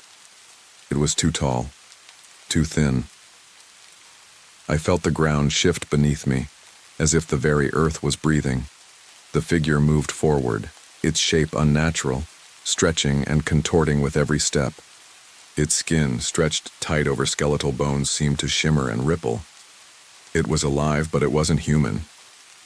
Lyra turned, her eyes narrowing, and for the first time she looked vulnerable, almost frightened. "It," she whispered. "The gallery's guardian." The figure stepped forward again, its face now visible, if you could call it a face. The features were blurred, like a reflection distorted by water, but I could feel it. the weight of the curse, the pull of the thing that had followed us out. I didn't hesitate this time. I grabbed Lyra's arm and pulled her toward the street, away from the figure. We were running blindly, the rain pelting our faces, the storm still howling around us. The figure was close, its shadow stretching long across the wet pavement, but I knew I couldn't look back. I had to keep running. Lyra stumbled, but I didn't. Let go. We reached the end of the alley and into the open street, the storm's grip tightening. For a brief moment I thought we might make it, but then the painting screamed. The sound pierced the night, high-pitched and guttural. The streets around us twisted, the buildings contorting in on themselves, the shadows stretching, the sky above becoming a whirlpool of darkness. The figure was closing in on us. There was no escape. With a last desperate gasp, I threw the painting into the storm's rage, watching it vanish into the wind. But it didn't disappear. The sound of its scream followed us, echoing endlessly in the dark. I didn't know if we'd ever escape, but we had to try, because if we didn't, the gallery would claim us too. The world around us twisted with every breath I took. The air seemed to change, to grow thick, like something was moving inside it, something that wasn't supposed to be there. The storm had gone from a furious downpour to an unnatural, choking stillness. The streets that had once felt so familiar, the narrow alleyways I knew like the back of my hand, now felt alien, distorted by the curse of the scream of the drowned. Lyra was quiet now. Her porcelain mask, still clinging to her face, had cracked further during our dash through the alley, but she didn't care. Her fingers wrapped tightly around the painting, as though she was holding it together, as if the painting itself was her anchor in the chaos. I kept my pace steady, but my heart was racing. Every footstep felt heavier, like the ground itself was fighting against us. The buildings around us felt too tall, too oppressive, their windows like staring eyes watching us from above. The dark silhouette of the gallery's guardian was still behind us, its shadow trailing longer, stretching farther than I thought possible. I could feel its presence, the wrongness of it, like it wasn't meant to exist in this world. We hadn't gone. Far before the first tremor hit, subtle at first, just a low rumble beneath the cobblestones. But it grew, and with it came a low, muffled groan that echoed through the streets. It wasn't thunder. It was something older, deeper. It was the sound of the earth, shifting, awakening. The gallery's influence, its dark reach, was spreading outward, pulling the city into its fold. Lyra, I muttered, my voice tight. I couldn't look at her, couldn't take my eyes off the dark corners around us. What the hell is happening? Lyra didn't answer at first. She didn't even seem to hear me. Her attention was fixed on the painting, its twisted figure writhing beneath its surface as though it was trying to break free, to crawl out of the frame and into reality. I could see the darkness reflected in her eyes, the same hunger that had driven her to take the painting in the first place. I could see the shift in her, a change in the way she moved, the way she breathed. She was becoming part of it. You shouldn't have grabbed it, I said, my voice trembling despite myself. You shouldn't have taken it. Her eyes flickered, up to meet mine, but they weren't the same. There was a coldness to them, a distance that hadn't been there before. You think I didn't know the price? She whispered, her lips curling into a smile that didn't reach her eyes. I knew what I was doing, Dante. I knew exactly what this painting could do, and I was willing to pay. My stomach churned. I wanted to scream at her, to demand that she hand it over, but I knew it wouldn't matter. She was already too far. Gone. There was something in her now, something feeding off her desire for the painting, and the more she looked at it, the more it consumed her. I took a step back, feeling the tension in the air. You're making a mistake, I said, my voice strained. This isn't just about money anymore. You're playing with forces you can't control. That thing wants us, Lyra. It wants both of us. She laughed softly, shaking her head. Too late, Dante. The moment we took it, we made a deal. It's already done. I could hear the truth in her words, though I hated myself for admitting it. It was already too late. The painting, the curse, it wasn't something either of us could outrun. Another tremor ran through the ground, stronger this time. The buildings around us groaned in protest. I could feel the ground beneath my feet shift again, and this time the sound was unmistakable. It was a crack, sharp and loud, like the city itself was splitting open. "We need to get out of here," I said, my voice tight. "Now." But it wasn't up to me anymore.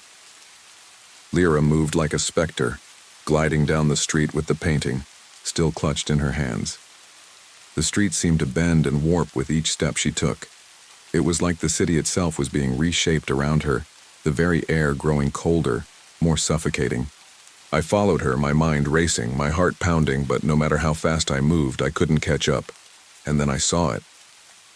At the far end of the street, a figure was standing in the middle of the road. It was tall, cloaked in shadows. Its form, indistinct but for the faint gleam of light that reflected off its pale skeletal hands. The gallery's guardian.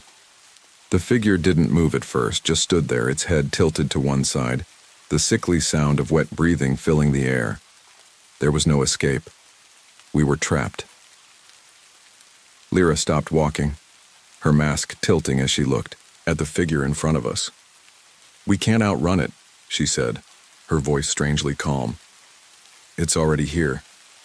I felt a surge of panic rise in my chest, but it wasn't the fear of dying that hit me hardest. It was the realization that the painting had changed us, that it had already bound us to whatever force had claimed the gallery.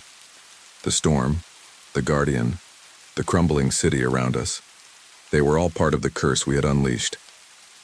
The figure took a slow step forward, its skeletal fingers reaching toward us. A low, guttural whisper slipped through the air.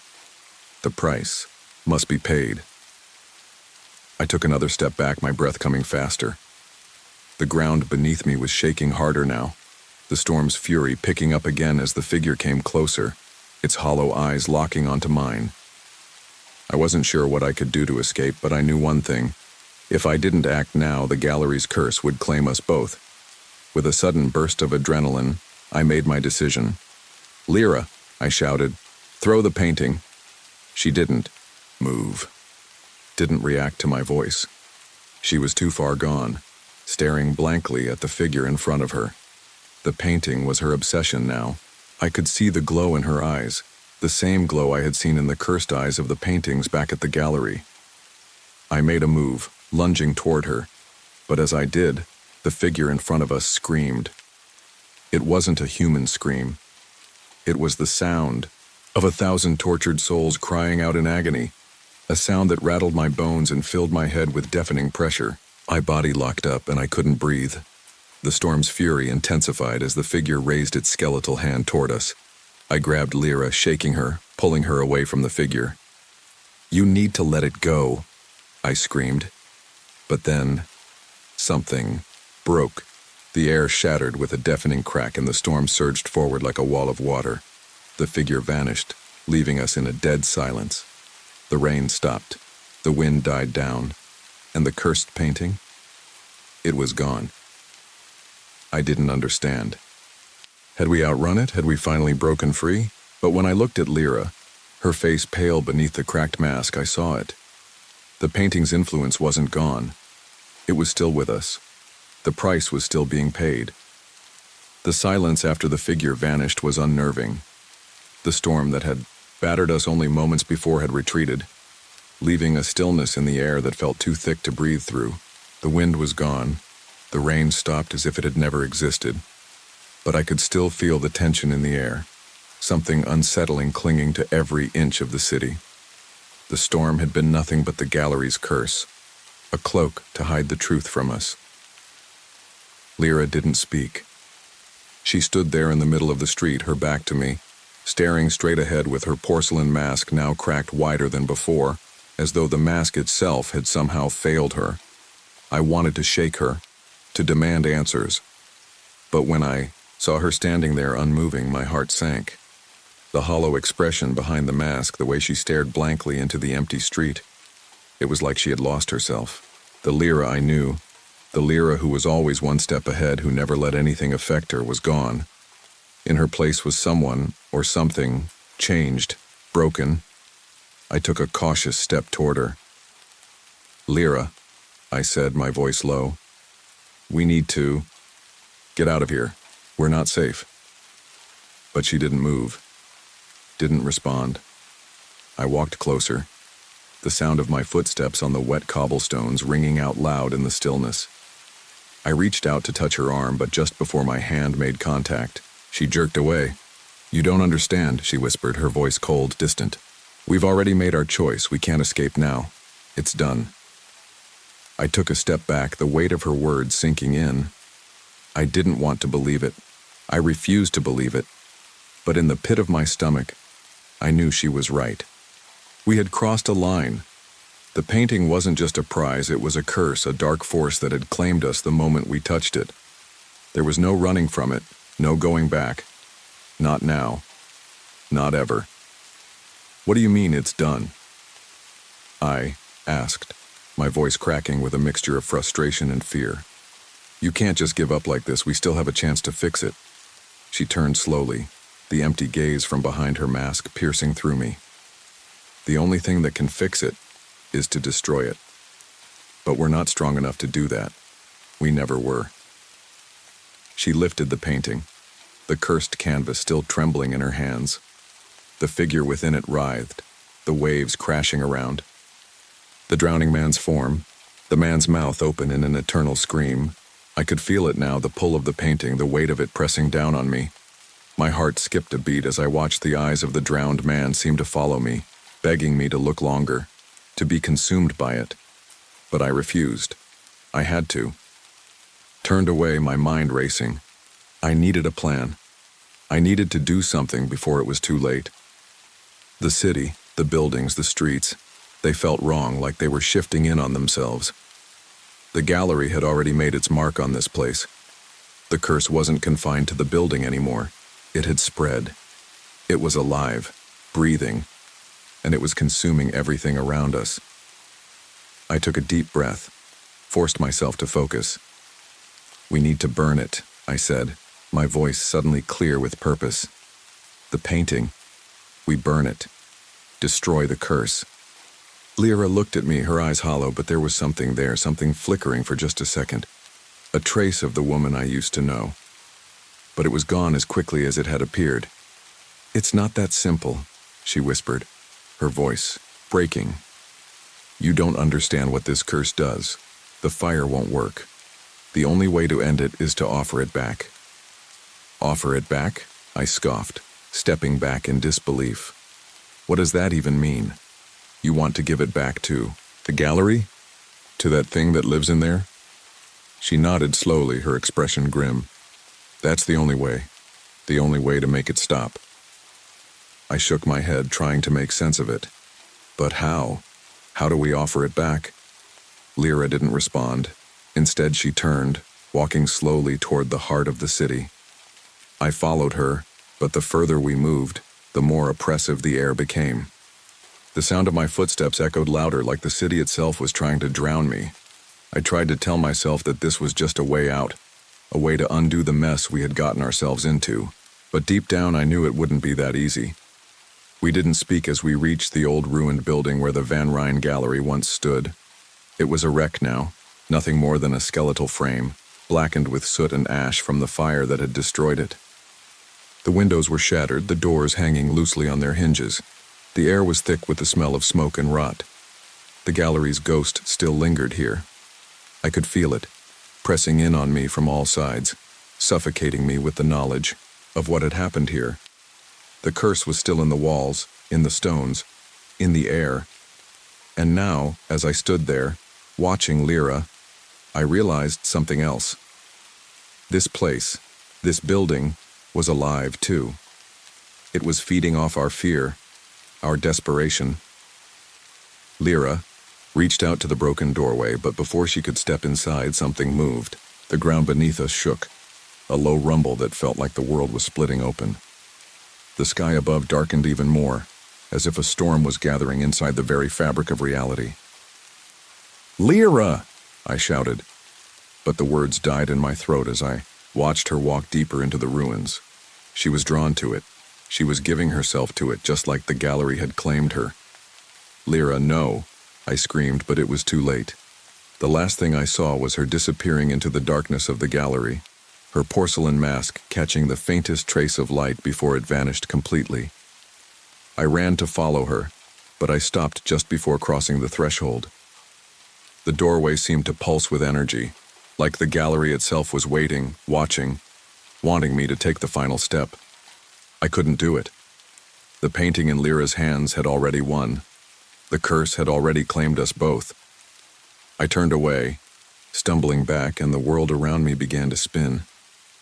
The sounds of the city grew louder, but they weren't the sounds of Prague anymore. They were the screams of the drowned, the gallery's whispers. The thing I had stolen, the thing I had never believed in, had finally come for me. And now it wasn't just the gallery's curse I was running from. It was the truth. The price had been paid.